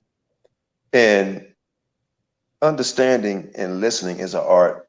I know pseudo means lies, bogus, right? So to call someone pseudo is an insult. And what I meant by, I said, it means to us, you don't understand. So when you call us pseudo, right? That's calling somebody a liar. No, it just means you don't understand the information that we have, right? Because you are obtuse or ignorant, right? And overstanding, or maybe you just, ignorance is not an insult, maybe you just didn't do the proper or haven't got to a level of research. Someone called a sister a liar. That's not true. What she brought out is factual. Somebody said Ethiopia was I think she invaded or overtaken or something like that. That's not true. She bringing out facts. Just because you don't know, don't mean it's pseudo. Don't mean it's a lie. We saying no, pseudo to us when you call us that means you don't know. So I know what pseudo means. It's a Greek word, right? We know what it means. So when you say that, you don't have to correct me. I could just type it in. I know exactly what it means. But I'm saying when you call us that, to us, it means that you don't know what we're speaking of, right? We over here, right? And we right there with you, brothers and sisters. We love y'all. So we trying to come together and get to the top of it, not the bottom, right? We trying to get to the top of it, right? So we can all come into a better understanding. You understand? So I commend you, sister. We're not pseudo. If you call us pseudo, it just means you don't understand to us. That's all I meant by that. I don't mean to invade your show, sis. I just had to clear it up with somebody like I didn't know what that word meant. No, it's great that you came on. Thank you. No worries. Elder Quinai, you done jumped in twice, man. I got to get an interview with you now, man. Like, you know. No doubt, man. Just let me know when Anytime, please interview Quinai, please. Yeah, that is my elder. Yeah. Not right now. Not this Neff. Right. No doubt. Naphtali can give you my information, and we'll hook up something. No problem. For sure. All right, King. Peace. Smart. All new Google Pixel 6 with a 24-hour reactive. Black Line, I don't know if you was able to respond. No, I wasn't able to respond. Okay, go ahead, respond. And then we got First of all, had you come up here and said what you just said now, then I wouldn't have to come up here and tell the people the truth. What's ignorant is coming up here and thinking people automatically understand what you're saying if you don't give them the full details. Now, that's not an insult. That just means you don't know. And secondly, when it comes to the Coptic Church, you're not talking about indigenous Africans who created the Coptic Church. You're talking about foreigners who came in. You're talking about after the Greek invasion, which is in the 4th century. So you're not talking about our people. You're talking about and the Coptic Church. Do your research on this if you don't believe me. Is the mother church of the Ethiopian church. It's Europeans that introduced the Ethiopians to Christianity. It is not an organic. It is not an organic religion out of Ethiopia. That's not true. In the Church of Pentecost, it was started in Egypt and in Libya, and I really find that very interesting that when I bring up Egypt, now it's Europeans. It's like when you guys want it, it's like when you want it to be Europeans, it's Europeans. When you want it to be timid, it's the black land, it's the black land. But when I bring up the Bible, it's Christianity. But I just told you that the Catholics did not bring Christianity. But when we think about what we back, there's Yeah, you're right. The Jews created Christianity. It's the very Jews that created Judaism.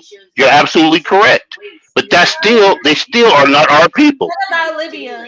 Is that a Caucasians too? Libya is not the first to introduce Christianity to the world. Why not? Palestine and Palestine and Syria is the earliest places where you see Christianity. Palestine and Syria, not Libya or Ethiopia. In the first country who and I'm done. I'm gonna be done. I'm gonna let you go because it's your show, sister. But the first country to ever take on Christianity as a official religion is Armenia in Asia. Nothing in Africa. Armenia is the first country to ever take on Christianity as their official religion, and that is not our people. That's not even. What source is that? Type in the first country to ever take Christianity as an official religion. Just type that in, and you'll see what I'm saying. The first country. So you're saying that the first country to take the Egyptians and Libyans who were part of the first church, they don't count. I'm not saying that they don't count. I'm just telling you. It's a simple Google search. Just type in the very first country to accept Christianity as their official religion, and you will find it's Armenia. Next is Georgia in the Middle East. Next is Georgia. It's still not Africa yet. There's still no place in Africa yet that took on Christianity as their official religion. Okay, what you're saying is official religion, and then what you're saying is you're talking about countries, and then you're talking about Africa. Africa's a whole continent full of many countries. But when we talk about like I said, Egypt and Libya were a part of the first church. They are listed in the Bible and Acts, as well as listed in history. And then it migrated on to it migrated over to the Ethiopians, and then it migrated southern, and it started to flourish all throughout Africa. So, okay, sister. Okay, I'm not here to argue with you. I'm just here to share some. I'm just trying to share some information that I know with you. You can check it out, or you can disregard it. But thank you for answering my question. I appreciate you. I'm aware of that information, but what I am trying to explain to you is that the Libyans and the Egyptians also were present as well. Okay, I appreciate you answering my question. I really do. Thank you very much. Thanks, Bianchi, for having me. I appreciate you, bro. Real quick before you go. Hey, come over to FOPE. We can definitely talk about some more if you want to. Thank you so much. Oh, sure. Anytime, sister. Anytime. Before you go, Black. Thank you again. Go on to my channel. Oh, sure. I sure will. Thank you for inviting me. Tune in tomorrow. We got a debate with Black Lion Supreme and Nobody from Trust and Believe the Gospel coming up on January 18th. Is the black church part and parcel to white supremacy? And also, the problem is did the black church is Christianity part and parcel to white supremacy? And did the black church is the black church an extension of the European church? That's on January 18th. We're doing it on Zoom pay-per-view. It's only gonna be yeah.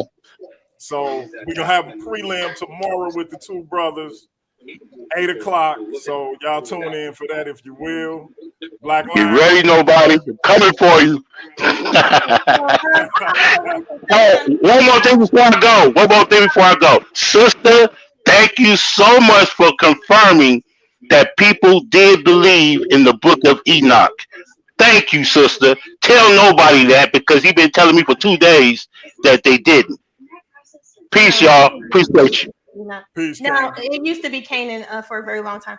I just want to elaborate a little bit more about what I was saying. he wants us to. He was Black Lion was saying that these other places, countries adopted Christianity. They were all influenced by the Romans. And if the Romans spreaded their form of Catholicism to these other locations, therefore they never had Christianity. Okay? The Roman Catholics are not a Christian church. You can look in, all you got to do is put Roman Catholics, Christian, all in YouTube, and you'll see tons of Christians, pastors telling you that Catholicism is not Christianity. It's just not. So anytime you talk about, oh, well, this country, 301 AD, 326 AD, the Council of Nicaea. Well, talk about the Council of Laodicea. What about that council? When Constantine came and took Sunday and made that the Sabbath, took the Sabbath away and made that the holy day, and then took away the holy days and made that, took the holy days away and brought in the Roman holidays. So it made it harder for the true Jews and the Christians who wanted to follow the true Christianity to worship. Look into the Council of Laodicea. Look into that, and that's a fact.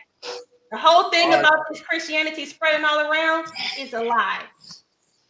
All right, Queen. We got the one and only MVP Chris Harris in the building. Oh, yes. What's going on, everybody? Peace, Bianchi. How you doing, Sister Naphtali? How are you?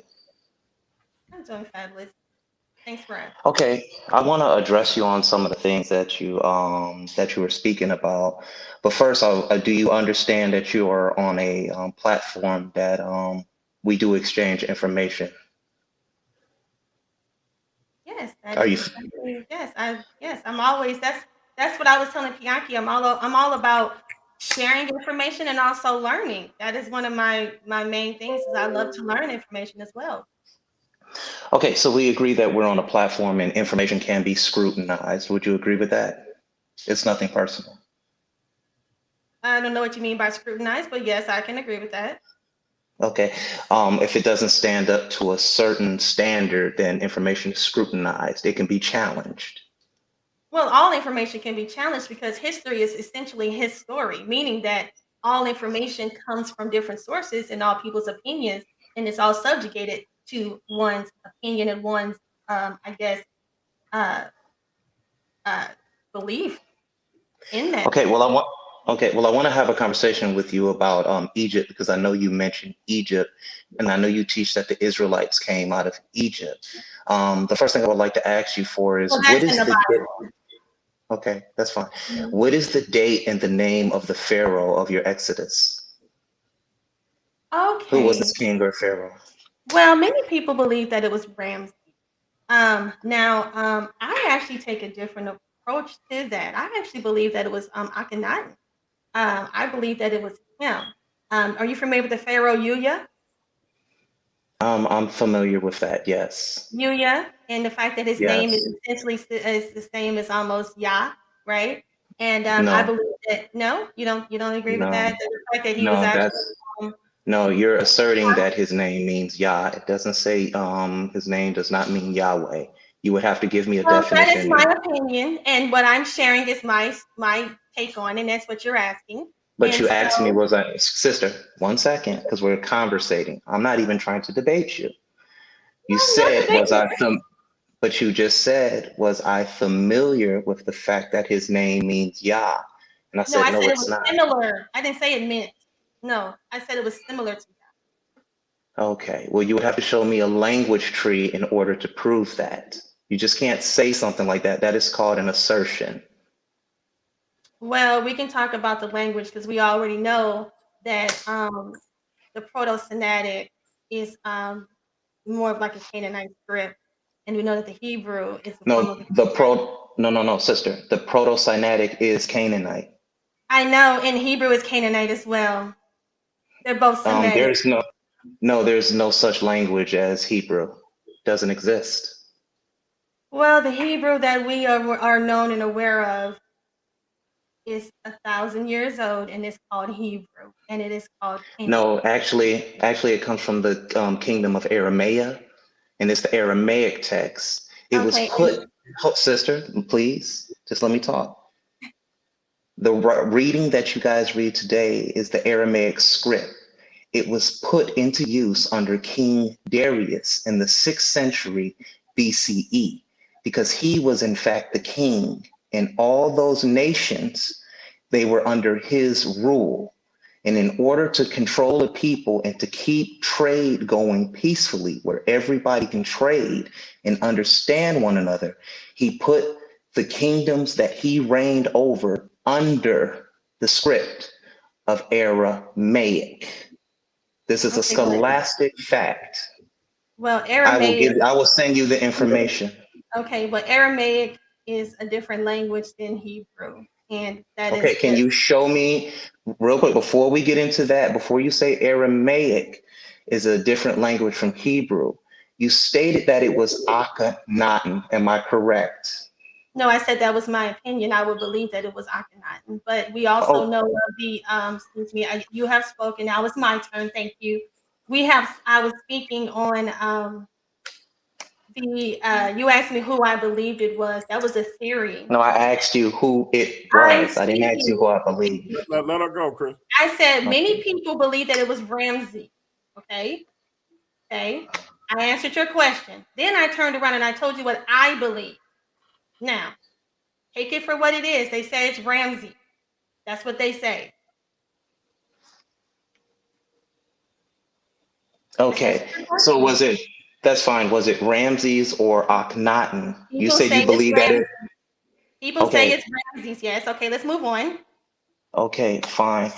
Does it state in the Bible that the firstborn of the sons died? The first, that was actually a plague. That was a plague, right? Yeah. Well, none of Akhenaten's sons died of a plague. Akhenaten's sons. Yes, Akhenaten had sons. And what was the He name of moved one of his his? capital. What does it have to do with Okay. Akhenaten? We're talking about Ramses right now. No, you said you believe that Akhenaten was the king I said I was, of the Pharaoh. listen, I said I was theorizing, but I'm telling you that I'm going with Ramses. Okay, so what is your point? Okay, my point is that the Exodus is not a historical fact. You're Well, saying if one you thing, the and Ipira papyrus, the Ipira sister, papyrus. please, Let him go. Let him go, Naphtali. okay, sister, I'm having a conversation, and Mhm. you're saying that they say, which are probably biblical scholars, say it was Ramses, and you say you believe it was Akhenaten. So the correct method would be to line up history with your biblical narrative, which you say is history. Am I correct? Okay, so we're going to go with Ramses, and then we're going to go with the fact that the Ipira papyrus speaks on the Hmm. sea turning blood red, and that there was calamity, and first and pretty much lines up with the story of the Exodus as far as the plague, the Ipura Okay. papyrus. Okay. Is that your answer for that? Ipura papyrus. Okay. The Ilwer Papyrus is in fact a parable for how the king should live. If you read all of the Ilwer Papyrus, you would also see that it does not speak about Asiatics fleeing from the land. It actually speaks about Asiatics attacking the land of Kemet. The Ilwer And can I Papyrus is respond to that? also, no, when I finish, you may. The Ilwer Mm, Papyrus also mentions Khnum. It does not mention Yahweh. The Ilwer Papyrus does not mention the firstborn sons of Egypt dying either. So it okay, the does Ipura not line, papyrus. sister, Mm-hmm. please. Go We're ahead, having finish. a conversation. Mm-hmm. If it's okay, I'm not gonna push back on you while you're talking. I just expect the same thing. All right, so the Ilwer Papyrus does not line up with the biblical narrative, and the Ilwer Papyrus is written in the 19th century BCE. You also have one that was redacted in the 12th century BCE. But the Okay. papyrus that you speak about was written sometimes probably during the reign of Serenset when when the 13th dynasty collapsed and they went into the intermediary period. Okay, so That's when can the I Ilwer go right now? Papyrus was Can I written, finish? and that was written. One second. The Ilwer Papyrus was also written by a priest named Ilwer. Okay. Okay, can I Very go good. now? Please. Okay. So he said when you read the whole in Apparel Papyrus, the Apparel Papyrus was actually very damaged. It was very damaged, and they only have a remnant of it. So the whole claim about reading the whole thing, they don't have the beginning, nor do they have the end. So I can make my claim just as well as you can make yours because we don't have the whole source document. And to come up here and say if you read it in its entirety, we don't have it in its entirety. So the thing is that it can very well be speaking on the biblical Exodus. The only issue is that we don't have it in its entirety. But what we do have is that it does speak on the problems of the sea turning red, blood red. Okay, that is very iconic because that's what the Bible speaks on. And then you bring up the name Anu. So the thing is that the Most High or the Creator has many different names, and He can be called on by many different names. The name Yahweh is just not the only name that He can have. There's many titles, okay, many different dialects, many different languages. Okay, that is His name in the Hebrew, but that does not necessarily mean that that's what everybody called Him around the world in their language, because He was the one that confounded the languages, and He's the one that mixed up the languages and gave everybody their language. So the fact that you're going to come to me and tell me about a papyrus that has not been fully found because it was damaged, very damaged, that I can prove, utilize to say that, hey, the sea did turn blood red. There was plagues mentioned, calamity mentioned within this papyrus.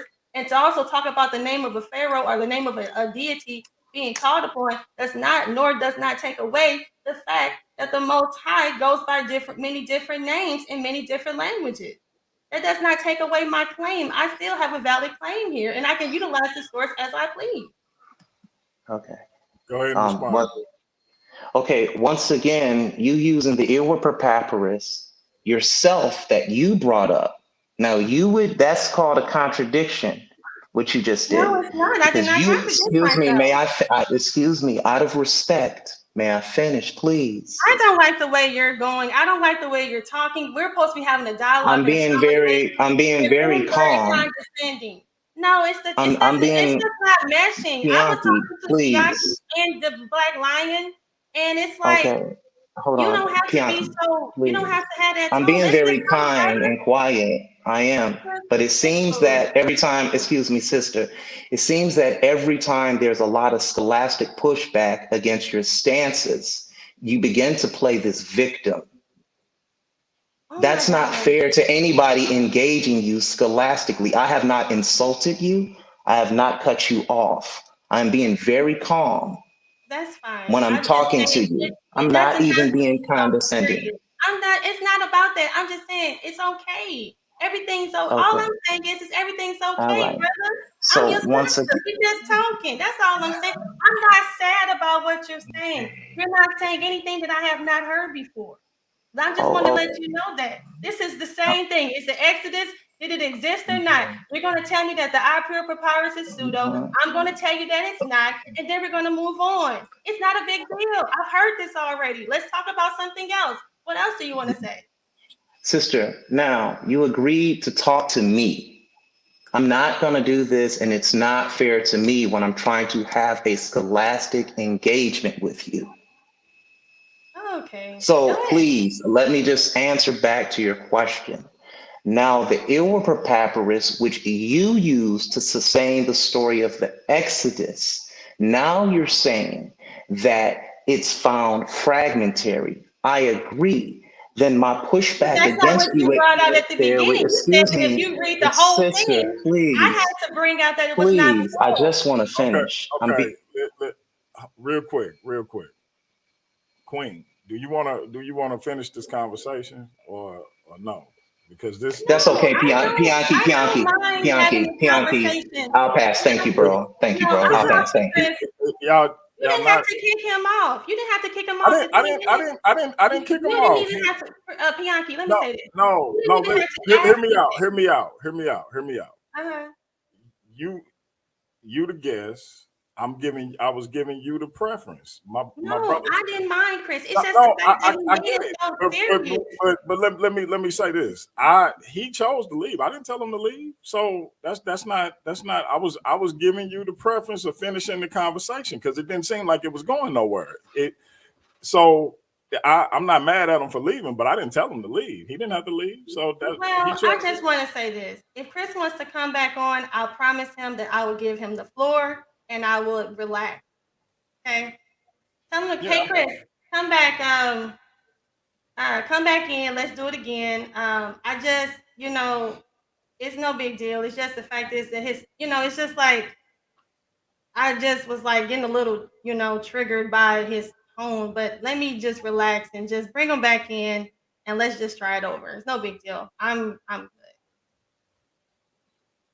I mean, either way it goes, like I said, I was giving you the preference. No, tell Chris to come back in. Is he back there? Or not? No, he's not back. But I mean, if he come back, cool. Is anybody else want to come in? Remember, I never said for him to leave. So I think he got frustrated because you was seeming to be frustrated, and it just got to where it got. But the conversation didn't seem to be going nowhere, which is why I asked you what you wanted to do.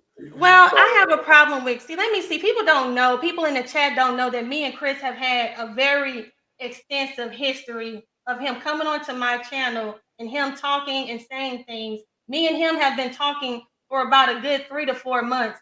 So if I have a problem with Chris, it's because I have a personal problem with Chris. It's not about anything that he said. He didn't say anything. I just have an issue with him because he always comes in and he always has something negative to say. Now, like I said, I have a personal issue with him. And if that came out, I apologize, but I'm human. I don't really like the guy. He's never given me any respect. He's never given me any kudos. Me and him were supposed to debate long time ago. I told Chris, hey, anytime you want to come onto my channel, we can have the conversation. He's never came onto my channel to have that conversation. So what you guys see right now, if you said you've never been on my channel, no, never been on my channel. Oh my God. Okay, now this person said he's never been on my channel. All you gotta do is just go into some of my comments. You will see him in there. Matter of fact, go on Naphtali, go on the recent. He's in he's always around. It's okay. Like I said, if you guys see me having some form of irritation, it's because Queen. Oh, here it is right here. Is this him right here? This is it right here. Can you see it? I got proof. He in my DM. No, because I want people to know that this guy's in my DM.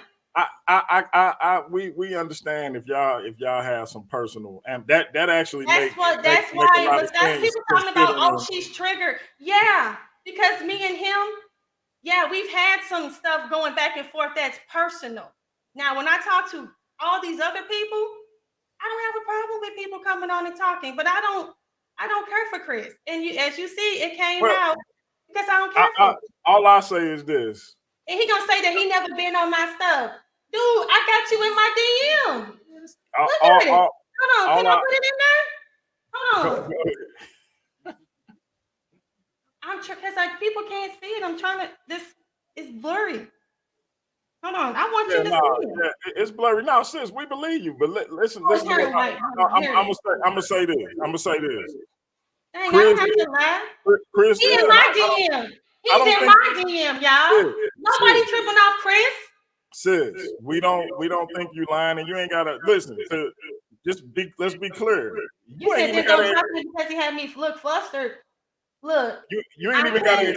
Sis, listen. Okay, Don't pay attention you know to what? the chat. Listen to me. No, you don't have to explain yourself. You feel how you feel, and you're entitled to it. That's what it is. I just want people to understand that I want to say this. I want to say this because Chris, my man, and he was way more calm than I've ever seen him when he engages somebody. Well, so the fact that y'all got previous history, that actually make a lot of sense. I'm sorry. It just came out, guys, that like me and like I said, this guy, and like I said, he's in my DM. He says he's never been to my channel. He's in my DM. I don't have to lie about that, guys.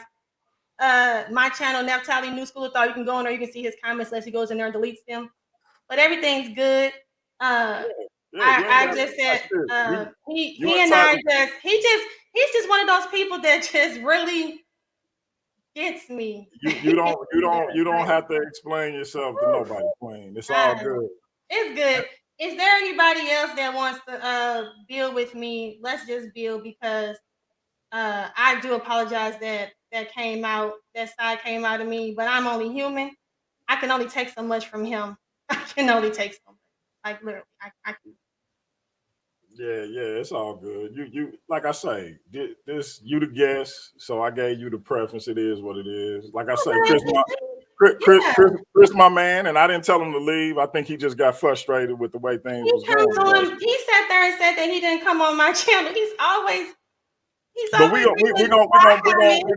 gonna move on, because he not on here, so we're not gonna continue to bring his name up, and he not on here to defend himself. So he can definitely come back on again, and we can. But anyway, let's talk about that. He talked about the Exodus, and that there not being a lot of information to support the biblical Exodus. And my response to that is, many people go to the apparel papyrus. Yes, he is.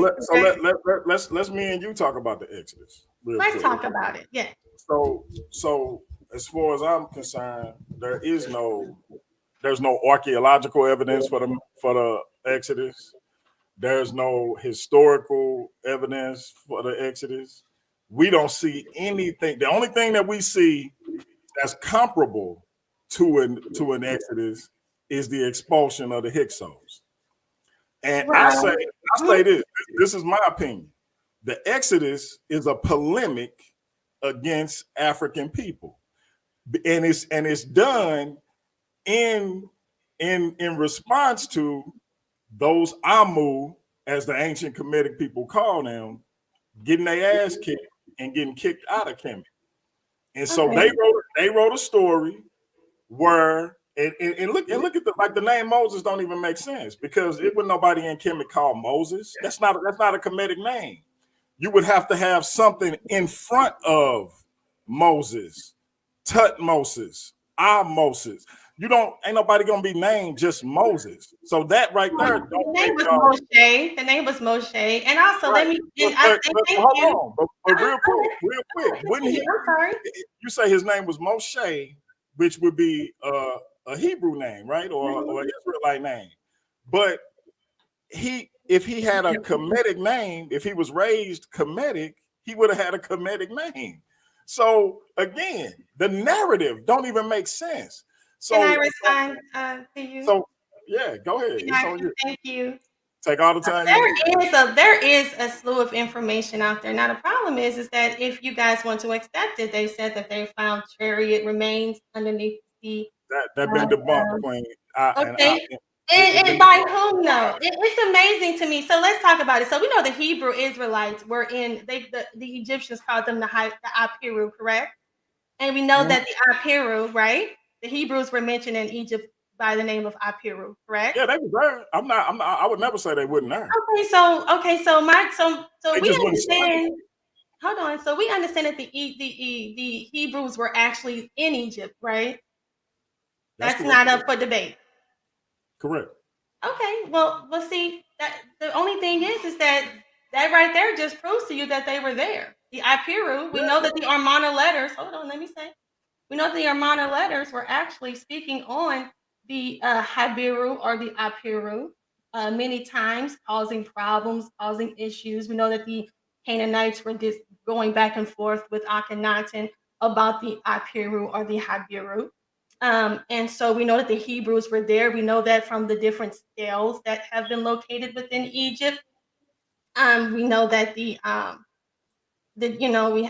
Tel Dan stele, I have all the Mesha stele, the Moabite stele, all these different steles mention Israel, mention House of David, House of Omri, which we know the House of Omri is about the Israelites, King Ahab. We actually see King Ahab on the Black Obelisk stone. So the thing is that it's not anything up to debate about the Hebrew Israelites existing within Egypt. Like I said, the Egyptians refer to them as the Apiru. What's up to debate right here is the fact that there's limited information about the Exodus. I like to say that does not take away from the fact that the Exodus did not happen. It's just the fact that the information just has not been discovered yet. So you got all of this other information that tell you these people were there, but you have no Well, information. you don't like that, and But wait, that's no, okay. real quick. That's okay, I'm indifferent to it because if it was evidence that they were slaves, I would just say they were slaves. Well, If it was evidence of an exodus, I would just say that it was evidence of an exodus. But there is evidence of their none. rations. There's evidence of their rations of the garlic and onion rations that they were found from the Hebrews. There is many. If there's, like I said, But we Queen, have the Hebrews there. Getting food is not being a slave. Okay, so your issue is that you don't believe that the Hebrews were slaves, but you do believe that the Hebrews existed within Egypt, correct? Like everybody in the Mediterranean came to Kemet. It's like saying that people all over the world don't come to New York. I'd never say that they didn't. Everybody in the Mediterranean came to Kemet. No, So that's nothing. No, I just have to understand. Hold on, just a second, Bianchi, because I just want to say this. I just don't know if you believe that the Hebrews existed. I don't know. That's why yeah, we know they existed. Yeah, okay. You just don't believe that they were black. That's what you're saying. Exactly. I don't believe that they were African. I'm not going to even say that they wouldn't dark skinned people. I don't think they was African. I don't think they. I didn't know that, and that's a good thing that we're communicating because a lot of people may not believe the Israelites existed at all, may not believe any of that. So I just have to get an understanding of where you're at. So we understand that the apparel were there, that they were there. You just don't feel as though they were slaves, and you don't feel as though that they had an exodus out of Egypt. That's what you're saying. Correct. Okay. Well, thank you for explaining that to me because I don't know. But with that information, I say this. With that information, I say this. I know that I brought up the apparel papyrus, which is substantial. We can use that. Like I said, with the Armana letters and the Egyptians are there with their rations. They said they were found within the temples. It's and then we have word of mouth accounts where they say that the Hebrews were actually there working on the pyramids. They also said that like I said, there's a lot of references, historical references. It's just the fact is that you would say that they're debunked or that you would say that they're not valid. And that right there is a matter of opinion. It's a matter of opinion. So I don't know if it was I think it was Chris that asked you what year you think the Exodus occurred. Well, I don't really follow the Egyptian timeline because it is a lot of discrepancies within the timeline. So when you think about a lot of it's based off of Manetho. And a lot of people don't even, like Josephus, doesn't even believe that Manetho even existed. So for them to utilize what is he? Is he a Greek? Is that correct? Manetho was Greek? Manetho and for him to speak, he was a Greek Commission, if you will. Well, he was Greek, and he was during the Ptolemaic period, correct? Exactly. So how are they going to utilize a source from someone who came years later? From was it 25th dynasty? If I'm not mistaken, Pianki, right. Is that correct? Well, it was the Ptolemaic dynasty. So if you want to, basically it was the last dynasty, one of I want to say the second to last dynasty before the Ptolemies. So he wouldn't actually, the Greeks were there, but the dynasty hadn't been established yet, if I'm not mistaken. Well, that's what I'm saying. So the thing is that when we look at the timelines of Manetho, everything is based off of Manetho. And if people want to accept Manetho as a valid source, I just say, how is he a valid source when he was not there during the time of the other dynasty? Well, then we couldn't believe nobody then. So we would just have to make stuff up. If that's because there are other paralleling sources, but you would call those sources pseudo. But this source here is the main source, even though he wasn't even there to be an eyewitness. He wasn't there until years later, and that's something that is and people would say, well, how well, like you said, how can we what source can we use? Well, how about a source that was actually born during the time to validate the timeline? So do you have a source that can corroborate the biblical Exodus? That can corroborate. Well, I can use the Bible as my source. That is my source. Come on, Queen. Come on now. Not for real. But why is Manetho considered to be more? And then Josephus is another source. Josephus made up. Now Josephus. Now this is the problem with Josephus.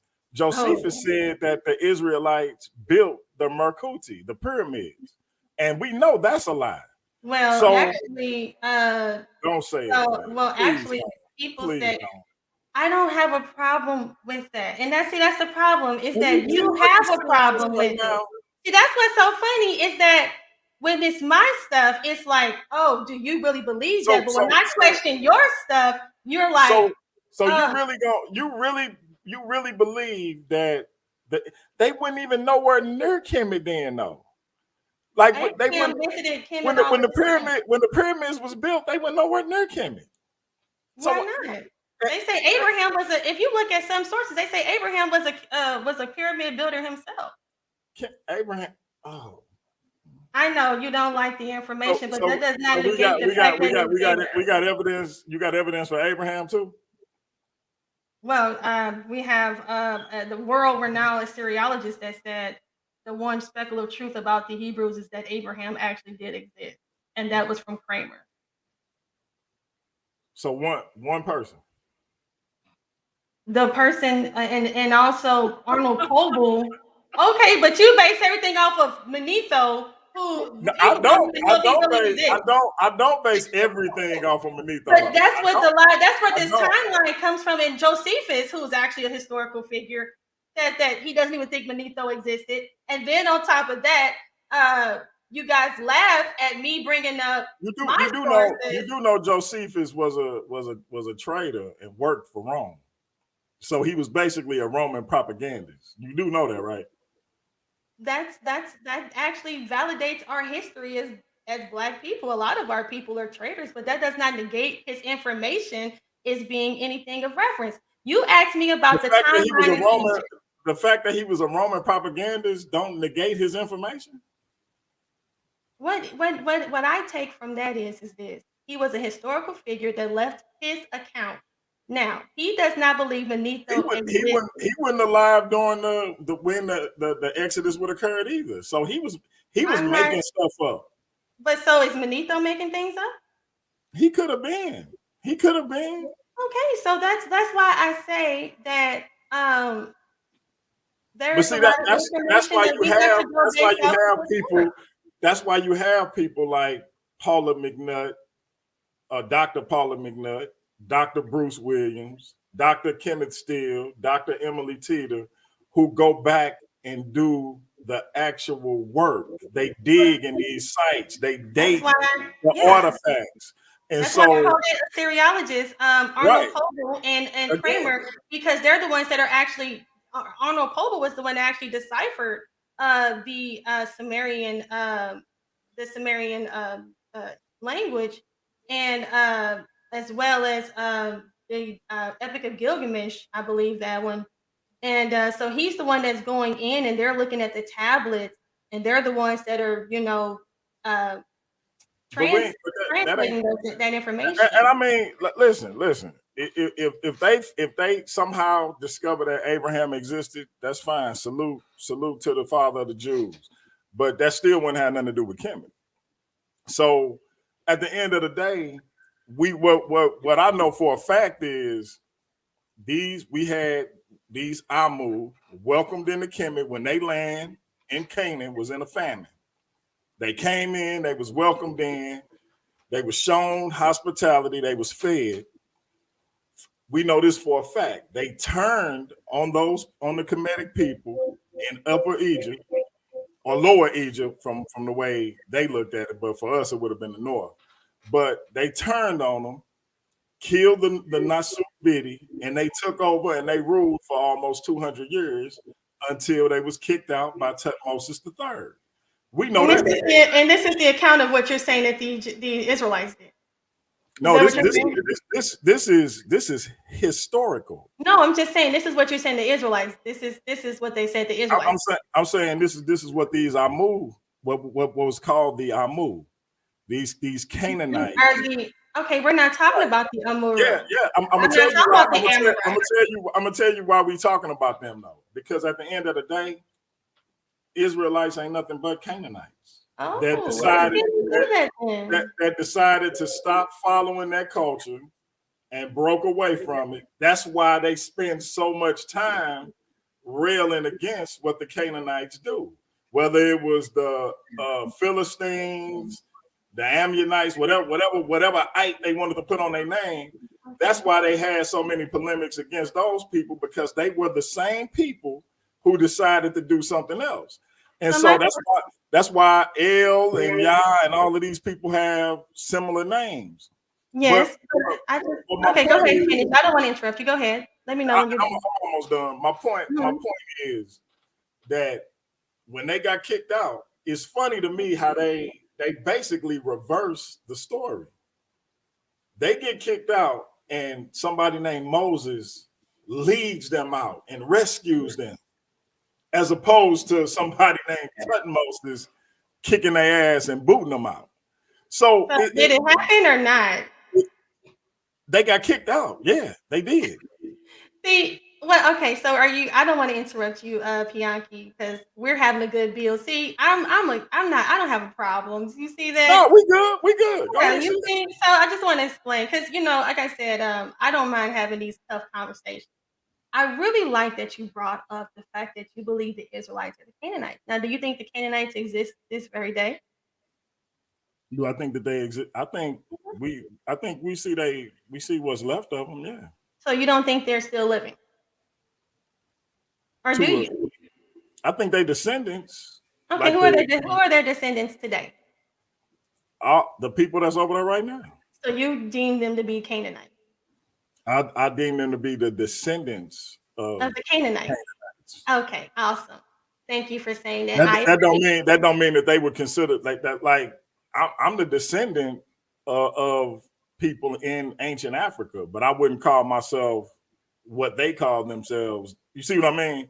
But they have the same blood as those people that call themselves Africans. Just because you descend from a particular group of people in a particular area of the world, don't mean that you would identify yourself as those same people. Okay. So can I just say something? Can I just get in this, please? Go ahead. Okay, Pianki. I just want to know. So you said those people over there, because we know they have the DNA and they are the Canaanites. I don't disagree with that. I actually teach that. I actually teach these people are the Canaanites. Now, what does that have to do with Israelites? Israelites were a whole separate. Now, children of Israel, excuse me. The children of Israel are separate from the Canaanites. We see that in the house of Omri, where King Ahab married Jezebel, who was a Canaanite woman, and that's actually documented in the house of Omri, which is on the one of the stels in Egypt. And I'm sure you're familiar with that.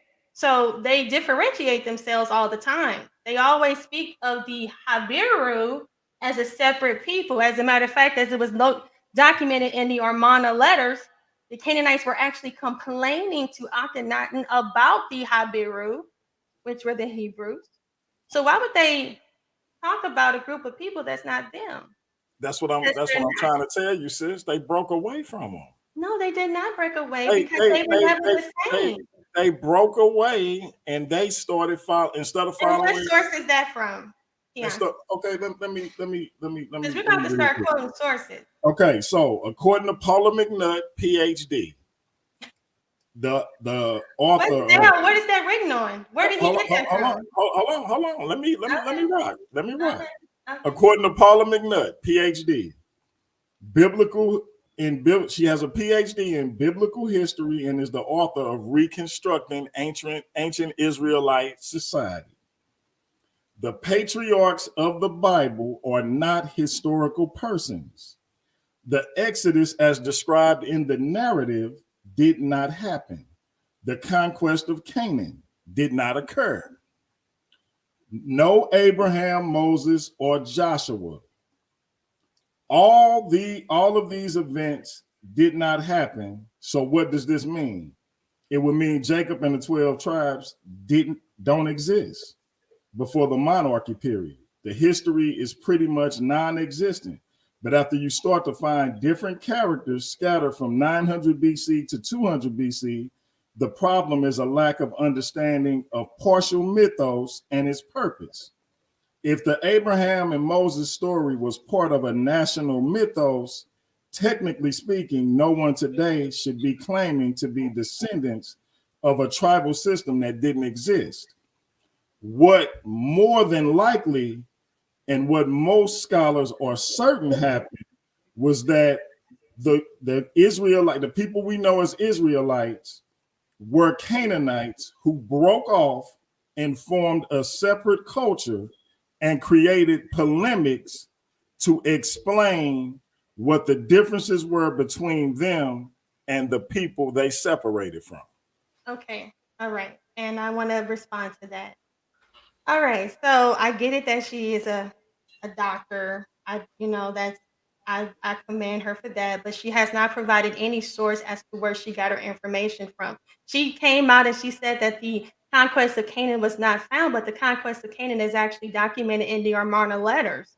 Yeah, actually, you know who but that. you can't say that she. Okay, Hold I'm on. talking because you Wayne, just talking. You're not letting me. let me say this, and I'm gonna let you rock. I promise. I'm gonna mute my mic. Now You you're know not who being did? fair, Bianchi. You know who did have a conquest of Canaan and ruled Canaan for almost 500 years? Kemet. Okay, So but the the other was part of mentioned. Okay, Bianchi, now you're talking over me, and we're not gonna do that. I said I'm gonna let you rock as long as you But want you to. already rode. Let me rock with you. I just want to give you this information. So But you already gave me some. I'm trying to elaborate on it. Don't let me forget my thought about this other one. I promise I'm not. This is gonna be super quick. Super quick. Mm-hmm. The point is if Kemet ruled Canaan for almost 500 years, and these people left Kemet in an exodus and went to Canaan, where was they running to? Okay. Because Kemet ruled Canaan. Go ahead. Let's talk about that. The Habiru was mentioned as the people who were invading into Canaan. Okay, so you said that Kemet ruled Canaan, but guess what? Canaan ruled over Kemet many times. We know that the Hyksos was Canaan, and we know that yes, the Hyksos were Canaanite, right? Yeah, and that them getting kicked out was the whole reason for Kemet taking Canaan. Okay. What I'm saying is that they had a relationship. They intermarried with each other several times. They called on each other for help. We got that. I don't have a problem with the Egyptians and the Canaanites and their legacy and their story. What I'm speaking on is the fact that this PhD woman said that there was no conquest of Canaan by the Israelites when we have it documented in the Amarna letters of the king of Canaan speaking with Akhenaten and asking them for help against the Habiru, which is etymologically linked to the Hebrew Israelite. So my thing is that you say that they separated. What source do we have, or what writing, or what stele, or what anything that you have that shows that they separated from each other? Besides someone giving us her opinion.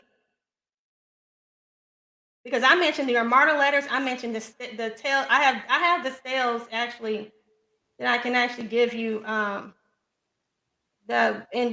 tangible. Like I want to hear some real tangible stuff here, Bianchi, about this because I'm interested. You got my ear. No, I hear you. Because all she's doing is telling me her opinion at this point because she didn't say based off of this. I got you. And I'm gonna send you a link. Matter of fact, we're in the same city. I could just bring you the book. But I'm gonna give you her book and let you check it out. I'm gonna give you a couple of other books that you can look up to check out as well that support her thesis. And the people who support her thesis happen to be Jews. So I think they would be. Okay, so here we go. So but my thing is they don't have they don't have a reason. They don't have a reason to support this claim, but the They evidence. don't? No, Why don't they they have don't. a reason? Well, let me Because share my screen, Bianca. they are currently considered Jews. They got everything to lose by supporting it. I have Because a, I have, they I have, won I the have, battle against other people who say they Jews because everybody already consider them Jews. So they ain't got ain't nothing for them to fight against. well, there's something called prophecy, and that is something. Let me show you something. Let me share my screen real quick because I want to share something with the people in it. Go ahead. Thank you. How do I sound now, big bro? You sound good, bro. Yeah, my bad. Sis, you got some supporters in the chat. I'm seeing some names in the chat I've never seen before, man. Shout out to Mighty Hebrew. Shout out Sis to brought the people out. like she brought the people out. Shout out to Mike Smith. Forgive me if I pronounce your name wrong, but shout out to Lamy, if that's what your name is. I apologize. Shout out to Star. You know, I so hope yeah. y'all subscribing to the channel. Can you I'm see it, Bianchi? gonna try to get the sister on more. Give me 1 second, sis. Yeah, I got it. All right, If do you y'all see can hit that like button. this is Enlarge it if you can, sis. Like you know where you can you start see it the now? slide. Okay, do the slide. Okay, yeah, I can do that. Yeah. Okay, no problem. Oh, it started from the beginning. This was a presentation that I had set up because this is actually King Jehu, who was the Israelite on the Black Obelisk. Like I got all this stuff that. Hold like, on, people, sis, real quick. Don't Yeah. can you do this presentation? Come back and do this presentation? Yeah, I got to see people try to say that you're like I don't have evidence. I have tons of stuff. So let's sis, see. Yeah. So you heard what I said at the beginning of the show, right? Mm-hmm. I mean that. So That's you good. got an open door to come back and put out whatever information you want. As long as it's not detrimental to our people, the door is open. Oh, I would never do that. And that's what I'm saying. Like, I don't like to say things like I got up here and I said a lot of things that I didn't back up, and I don't like to do that. But because I didn't have the stuff in presentation form, but I do have this in presentation form, so I don't have to, just come off the top of my mind. And like I said, I had the Misha stele, I got the Mernapata stele, I got the Tel Dan inscription. All these speak of Israel in the land. This is the Apparel papyrus. This is what is actually left of it. So when Chris Harris was speaking about it, this is all that's left. So it's not very much to say if it did go, if it didn't. And that's what I was trying to explain to him about that. But here it is. This is my source. This is the Hiberi of the El Morna tablets and the Hebrew conquest of Palestine.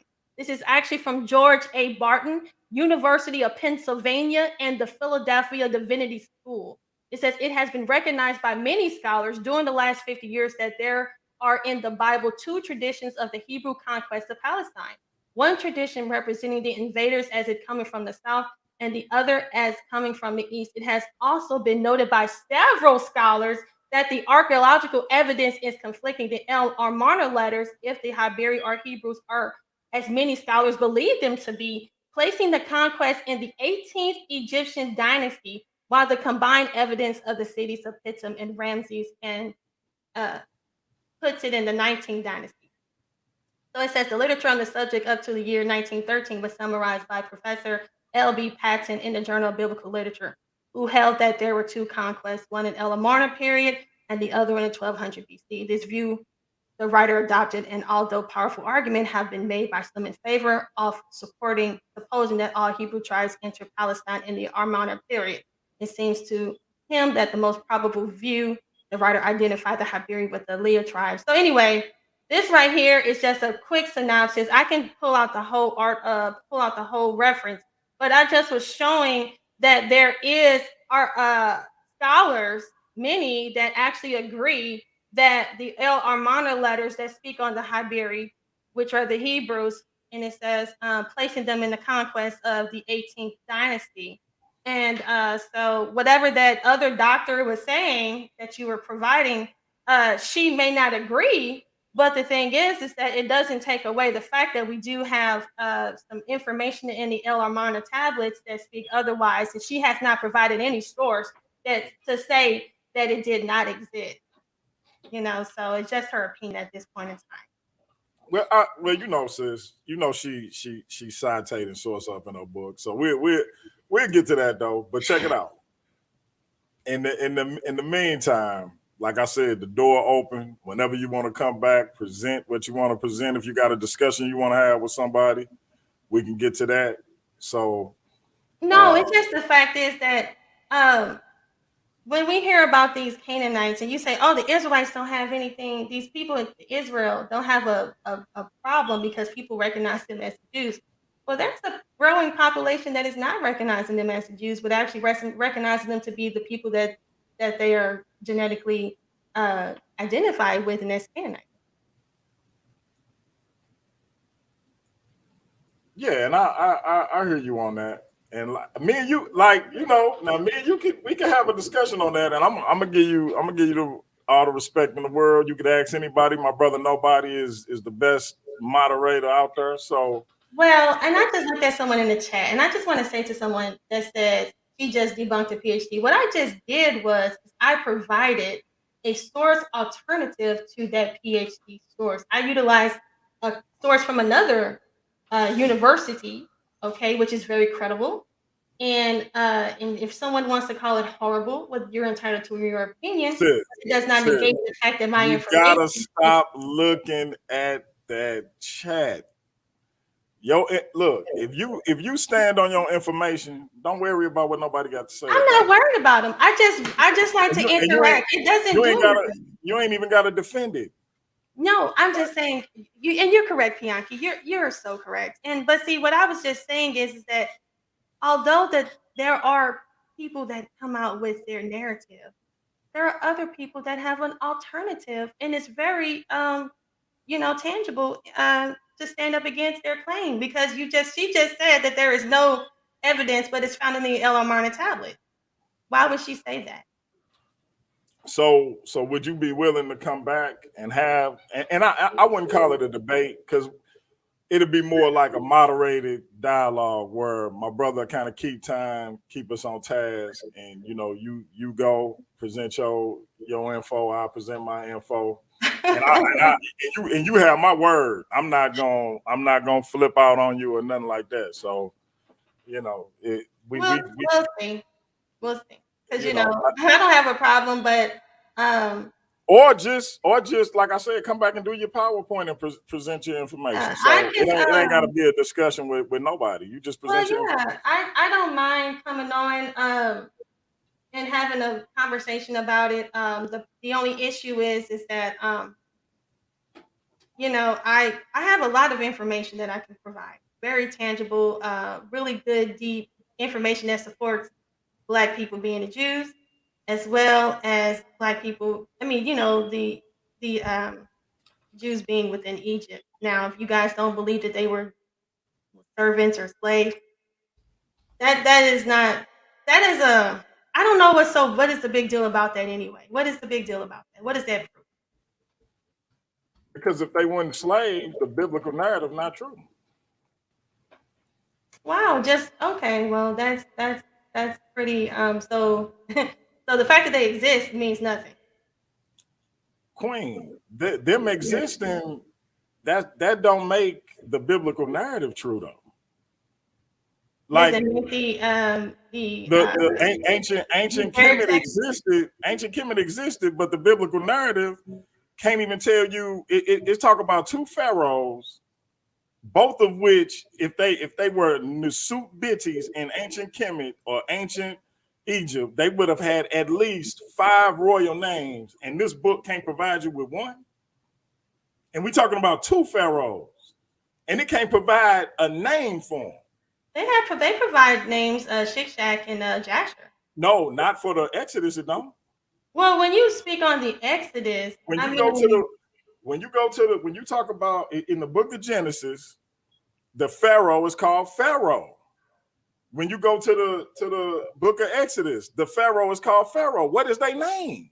Okay. If this is what a historical event do you know? One of the most important figures in the historical event don't even have a name. He just king. Well, like imagine a story that's pivotal to American history, and the president name is just president. Okay, I'm listening. I'm just trying to. I'm getting an understanding of how you think. That's all. Sometimes I just sit back and listen. Where they do that at? That don't make sense. Mm-hmm. For us to say it's historical, inspirational, hell yeah, it's an inspirational story. It's a great story. But historical, nah. Just because of that one. So when I bring up the Sumerians and the kings, the Sumerian kings list matching the patriarchs in the Book of Genesis, how do you feel about that? What do that have to do with the Exodus, though? Let's say the Book of Genesis. It's the validity of the book of the Bible. Let's say that is so interesting, Bianchi. Let's say the Book of Genesis is true. Let's say everything in it is true. This crazy flood, giant angels having sex with humans, all of that's true. How do that prove the Exodus? Because one thing being true don't make another thing true. It don't. Like when I was a little kid, I learned to ride a bike at 3 years old. Right? I could say I learned to ride a bike at 3 years old. And then I could turn around and say, when I was 12, I had a BMX or a Mongoose, whatever type of bike it was. And one of those things is true and the other thing ain't. Just because somebody, like, the Book of Exodus can be 100% fact. I mean, the Book of Genesis could be 100% fact, and the Book of Exodus could still be historically fallacious. The Book of Kings could have history in it, which it does. So but that's not found in any other. But no one else does that with any other source. No one. No, actually, they do, Queen. They do. Okay, they do. And no other spiritual. What other spiritual narrative claims to be historical? Like nobody says this about Norse mythology. Nobody says this about. We don't have to say this about Greek mythology. This is a spiritual text that claims to be historical. Okay, so let me say this. I understand what you're saying, but the thing is that limited of information does not take away from the validity. So the thing is that the Bible has so much other valid historical evidence to support it. Like I said, with the Book of Genesis, with the Sumerian kings list, all the way down to prophecies that have been prophesied within the Bible, to King David being mentioned on the House of David being mentioned on sales in Egypt. I don't understand why. Not to catch your wisdom, Queen. We got the mighty Hebrew in the building. Okay. Hey, Shalom, mighty Hebrew. How you doing? Hey, what's up, Sister Naphtali? Shalom to the family, live and direct in East Africa. Shalom, how y'all feeling? King. Hey, how you feeling? Honor to have you. How you feeling, man? Oh man, just living like it always bugs me out when I see it's nighttime over here and it's daylight over there. Yeah, absolutely. I've repatriated back to Africa in March. I took my settlement money and I wound up buying me a couple mansions, farmland. I got flock. I just brought my wife. Well, yesterday we settled everything and opened in 10 days. We got a restaurant / nightclub out here in Moshi, Tanzania. I'm just doing real big things out here. I helped over 50 families repatriate back to Africa, and I'm just continuously building. That's what's up. Yeah, I'll be in Ghana and Nigeria in March. Me and the family. Okay. Absolutely. I've been to Ghana quite a few times. So how's the family? Oh, everything is beautiful, man. We holding on. That's all we can do. So, you know. I was listening to the topic of discussion, right? And one of the things that I see that the conscious community lack is what I consider ground footwork research by the way of anthropogenesis or the anthropology of nations. Like, for instance, when y'all was talking about the Hebrews, and there's like this mind state, if they were black, if they were white, whatever the case may be. Here in Tanzania, if you go into Mount Kilimanjaro, there's a tribe out here known as the Wahabrinia. They also have a tribe known as the Wayahuti over here in Arusha, Tanzania. And what they teach is that roughly 2,900 years ago, that they migrated from the Levant by the way of the Bantu expansion through the invasions of the Assyrians, and they migrated into Tanzania through their folklore, through their music, they dance, etc., etc. They prove these things to be facts.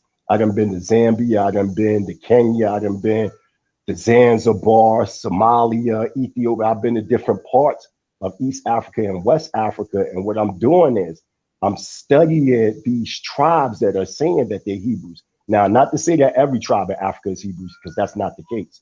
But the ones that migrated into West Africa, East Africa, Central Africa, and Southern Africa, they're actually proven historical validity. Like, here's a prime example. If you go to page 75, 76 in African Origins of the Major Western Religions by the late Dr. Yosef A. Ben Yochanan, he clearly says during the time of the Saracen War, 115 AD or ACE, that there was a migration of Israelites that migrated into West Africa. And he clearly said that they were the so-called Negroes. This is what he say out of his mouth. Also, you can go to Sheikh Anta Diop. Y'all hear my roosters? Sheikh Anta Diop. If you go to Sheikh Anta Diop in pre-colonial Black Africa on page 233, he says that there was a minority of Israelites that lived in the Niger Bent area in the land called Timdarma, and they specialized in cultivating vegetables in well water instead of river water. You can also go to Dr. John Henry Clark. You can go to the introduction in Alfred Butler's book, Arabs Invading Egypt. And he said that the North Africans migrated into West Africa. And to back that up, go to Africans and the Crossroads by Dr. John Henry Clark. He said there's a need now to study the migrational pattern of the Jews, really Israelites. And he said that there is some evidence that they did migrate into Africa. So we got Dr. Ben saying that the Israelites were a Black Negro people. We have Sheikh Anta Diop saying that they were Israelites in West Africa. We got Dr. John Henry Clark saying the same thing. And the only reason why I'm bringing up these scholars is because these scholars are respected within the Black conscious community. Also, you know what I mean? So I'm what I'm saying is, if anybody wants to openly debate me, my challenge would be let's debate ground footwork versus Western academia. The ground footwork in Africa is saying something totally different. The ground footwork in Africa is saying that the Israelites were always Black. Like, here's a prime example. If you go to the Igbo, and I know that there's an argument amongst certain Western academia that try to say that the Igbos converted to Judaism. This is true and false. It's false that before they converted, they weren't already Hebrews. Because when you look into their oral traditions, they teach that they descended from a man by the name of Eri. Eri, if you go into the 46th chapter of Bereshit, falsely called Genesis, Eri was a direct descendant of Gad. And they tell about the migrational pattern, and they tell you the story of the Exodus. We also got the Falashans, really known as Beit Yisrael, or the house of Israel, that reside in Gondar, Ethiopia, and also in Israel with Operation Moses, Operation Solomon. And you clearly see them telling the story of the Exodus. I think the problem is dealing with the contemporary Egyptian chronology, which is all 484 years. I'm saying that the Exodus was 1446 BCE. I subscribe that it was at the end of the 12th dynasty of Amenonat, the 4th. And when we look in that region or that timeline, you will see clearly that you'll see Asiatics in the prostration position, bowed towards Jerusalem. You see the long-headed sheep. You see the sickle axis. Also with Manatho, the problem that I have, many Afrocentric Black conscious community members that say, yeah, we agree with Manatho, but Josephus is flawed. He was a traitor. He was this, that, the third. But the only way that anybody knows about Manatho is through Josephus. Yeah, I mean, like, outside of that, we don't know nothing about Manatho. We only know about Manatho through Josephus. So I think the best way to understand the people is through their anthropogenesis. Anthropology, not archaeology, which is a fixed element. Not to say we can't use archaeology as a comparative study. We can do that. But the anthropology of nations is what answers the challenge. So that's what I'm presenting. I'm on ground studying. And Sister Naphtali will tell you, I post up videos all the time of me interviewing these tribal chiefs. These tribal chiefs are saying that they're Israelites, and they're given the oral traditions through their song, their linguistics, their folklore, they dance. I don't mean to cut your wisdom, King, but we're gonna wrap this up in a few minutes. Now let me ask you this. My Lord.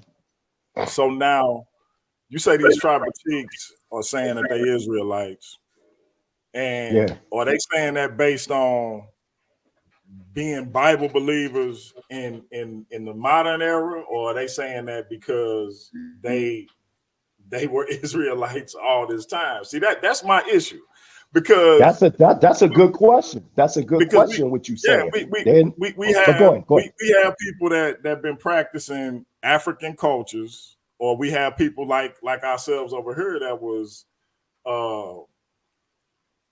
had our identity stripped from us, and had a European culture superimposed on us, and then because we got an affinity for the Bible, now we want to say we Israelites, and that's cool. I don't knock any of my brothers and sisters who want to say that. If you look at the beginning of my show, I run down every black paradigm you can think of, or that I can think of, and let them know I rock with Absolutely. you. But I'll be seeing you. I'll be seeing you. I'll be watching you. I'll be watching you. Absolutely. I appreciate it. And so my thing is this though.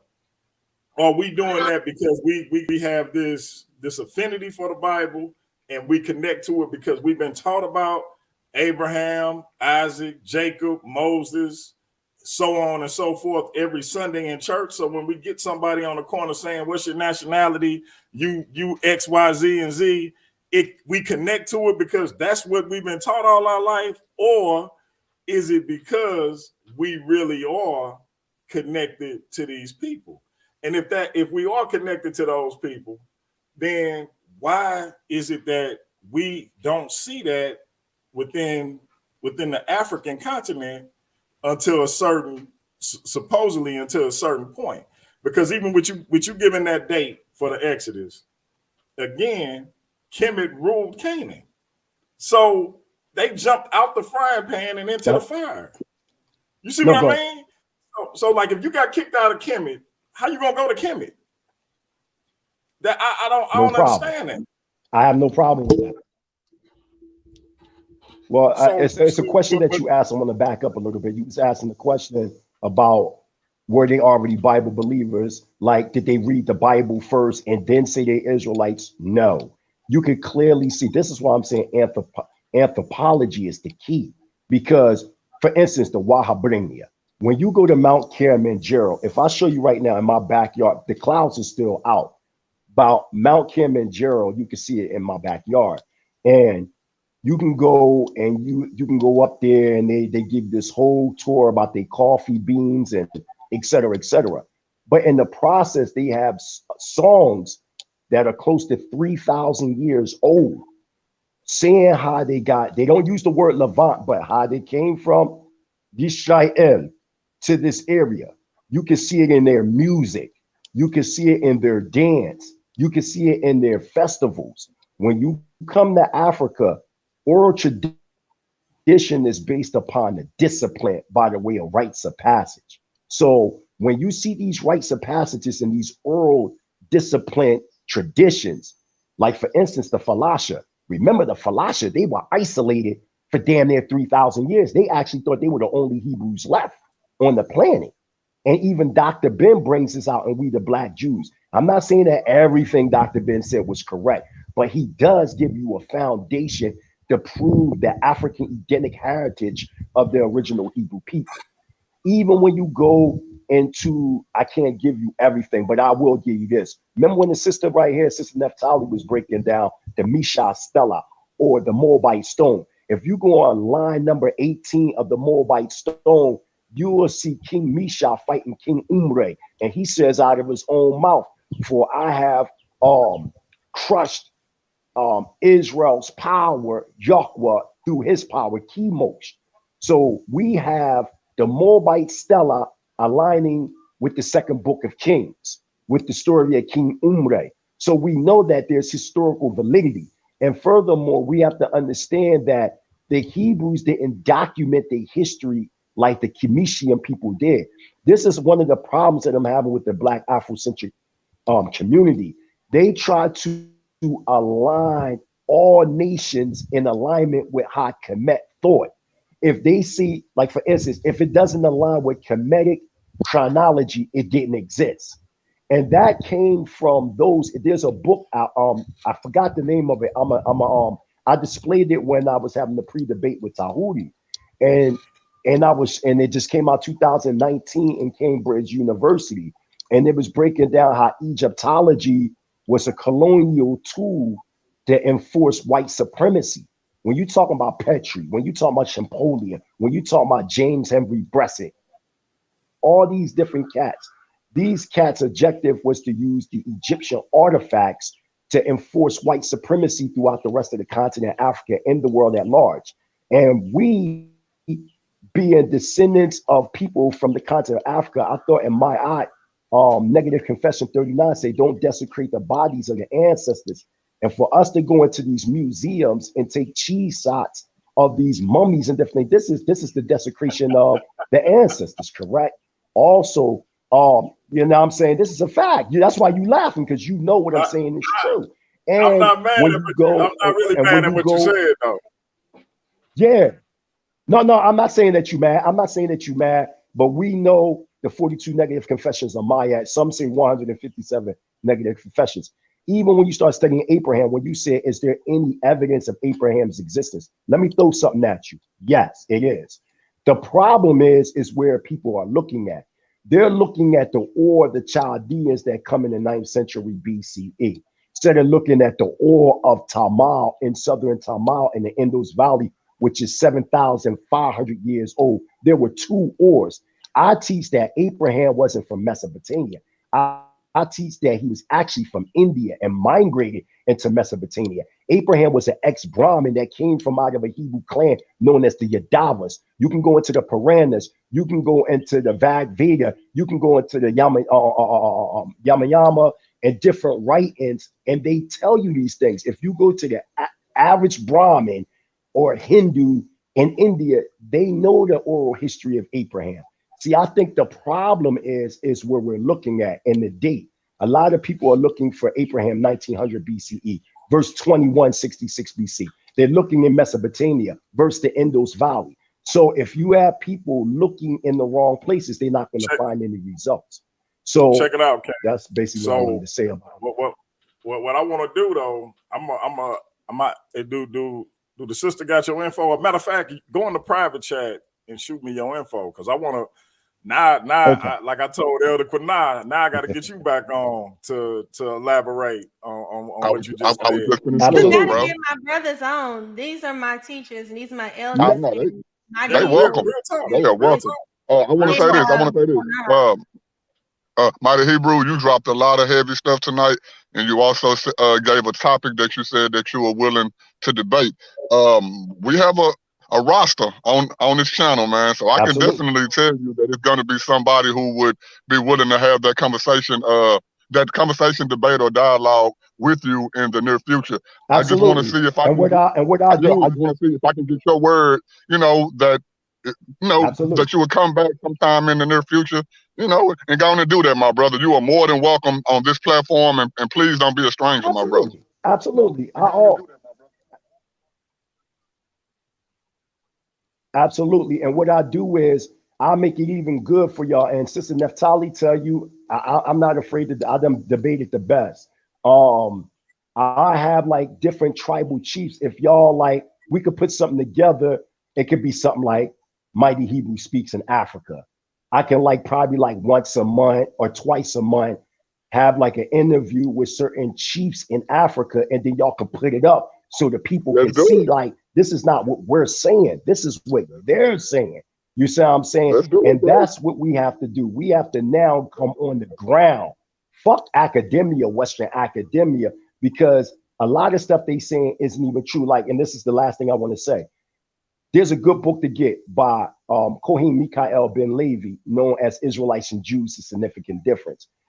Just looking at the chat line, the live chat, people don't even know that there's a difference from a Hebrew Israelite sovereign national versus being Jewish. They make it as if it's interchangeable when it's not understanding that the only ones that will be really considered quote unquote the real Jews is those from the tribe of Judah. If you have 12 tribes, let's say, for instance, if I'm from the tribe of Naphtali, I'm a Hebrew Israelite, but I'm not a Judite. So you can't consider me a so-called Jew. And the reason why I keep saying so-called, because there's no J in the Hebrew language. You see what I'm saying? So technically speaking, there's no such thing as Jew. I'm a Hebrew Israelite from the tribe of Judah or Yehuda or Yahwadah, but I'm not Jewish. So we have to make a clear distinction from this day forward. There's a difference from the Hebrew Israelite culture and heritage versus Judaism, the European Talmudic code. Man, you dropping bombs tonight, my brother. Like I say, man, put your contact info so I can reach out to you in the Y'all private still chat, there? man. I'm definitely like real time. gonna Can reach you hear out us? to you when we can link up. Can you But I hear us, want to brother? He can't hear us, Bianca. He's trying to see if we. I think we must have faded out on him. Absolutely. Let me get. I'm gonna put my email. There. There you go. All right, bro. I appreciate you. I want to turn it back over to the sister and let Can you y'all hear close me? out. Yeah, we can hear you, bro. Y'all hear me? Yes, sir. Okay. We can hear you. Yeah, we hear you. Absolutely. Shalom, Sister Naphtali. I'll see you Shalom as tomorrow on always. the Shalom, Sister Naphtali. I'll see you tomorrow on the podcast. Yes, sir. I can't wait. I can't wait till you drop all this information. You guys come through. Mighty Hebrew will be on my channel live tomorrow talking about the antediluvian. All right. Yeah. So we definitely y'all support the sister. Yeah. So this was great. Great introduction. I'm starting to I'm learning you guys as well because everybody has a different narrative. Everybody has a different perspective. Like you said about me, I'm a little different than the ordinary Hebrew because I believe that African people are the Jews. The most diverse channel on YouTube. Facts. You guys are the most diverse channel. Yes, ma'am. Yes, we are. Man. All You'll right, see, you can some follow of a the little bit people of everybody. we be having on. Yeah, so I just want to leave and with my saying is that this is a way of life for our people. This isn't a religion, this is a way of life. And this information that our people have been doing, they've been doing this stuff for years. This is nothing that, like with circumcision and the women having to leave out of the village when they're on their menstrual. I mean, all this kind of stuff is stuff that they were just doing. This stuff wasn't taught to them. This stuff was just tradition. This was tradition. They have oral traditions that is passed down. Like I said, you guys cannot deny the fact that the information that our people migrated from the east and went west because that is an oral tradition of theirs that they say. Like for instance, the Dogon, they say that they came from Egypt and that they migrated to where they are today.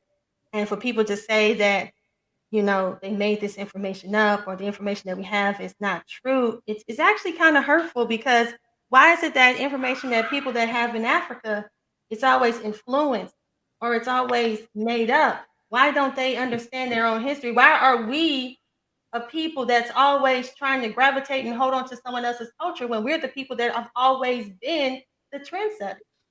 We've always been the people that have developed every form of music. We've done all that. We don't have to follow in the ways of anybody. People follow us. Is that not true, Bianchi? That's facts. Okay, so my thing is that why do we need to follow in their way when everybody follows us? We set the bar, we set the standard. Do we not? Facts. Okay, so my thing is that when have we as a people ever needed to rely or to depend on be influenced on someone else's culture when we have always been the ones that gotten our culture taken as far as music? Let's just use that. Jazz. Who was the progenitors of rock and roll? What happened to that music? Okay, rock and roll is now. Chuck Berry was the king of rock and roll till they made Elvis. Okay, then. So my thing is that there is a group of people called the Nephilim in the Bible. It's called the Nephilim, if you guys ever heard of them. The Nephilim were a group of Canaanite people. They worked within the temples of the Israelites, the children of Israel. They worked in the temples and they became converts. It's documented in the Bible, the Nethinim. They are the convert. We are the truth. Okay, because we've always been true. We have never needed to conform or to take on anybody else's culture because we're always the one that has given culture. We've always given music, given even though we don't have our land, even though we are still missing pieces from our identity, we still are bringing on new different influences all the time. So for people to say that my people made up anything, that's not true. We don't need to make up anything. With the beat of the African dance, the drums, all of that was influenced by our history, and that goes back to Israel. Don't go too deep, sister. I got a debate coming up on that subject, and I'm gonna talk about them African drums in the church. Man, don't bust me out, man. Okay, but you see what I'm saying, though, nobody. You see I'm what I'm with you. talking now. You see I'm I'm with you. talking. You on point right there. Hey, sis, I'm dropping bombs for you. So, like I said, I thank you, door is Pinocchio. open. You have been lovely and fair with me tonight. I thank you. I do apologize. You I ain't do got nothing. apologize. You ain't got Yeah, nothing don't to worry about that apologize chat. about. It was your show. It is what it is. So, Right. you ain't got nothing to We love apologize about. So don't sweat it. My No, casa, sis, su we do the casa. thing. So my casa, su casa come through whenever you're ready. It'll either be me hosting or my brother Nobody. You got acquainted with both of us, so it won't be no big deal on who you rocking with. I would like to, listen to Nobody. I'm gonna check in on your debate about those drums in Africa because, like I said, it's about a way of life. We may not have all the nice tales and all the information that's written down because our people are oral tradition group of people. But what we can do is we can go in and we can see what they were doing as far as their just a way of life, because to be an Israelite is just a way of life. I thank you guys so much for letting me come on. Again, I'm Naphtali. My channel is African Diaspora United in Christ. My other channel is Naphtali New School of Thought. Please come by and check the sister out. And shalom. All right, that is peace. Y'all heard it here. The sister came through. She did her thing. She stood her ground. She spoke her speech.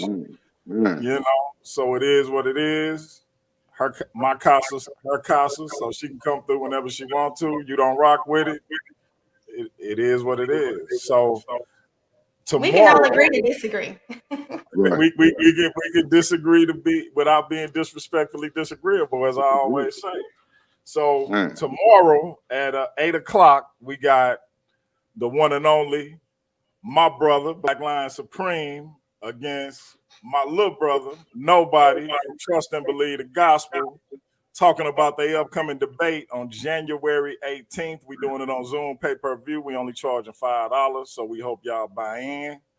I'm gonna try to have that link set up for the prelim tomorrow. They just gonna be talking about the upcoming debate without giving too much of their strategy away. So look, y'all stay tuned in. After the prelim tomorrow, we're gonna have Leandre come on after that. And he wants to smoke with everybody, anybody and everybody.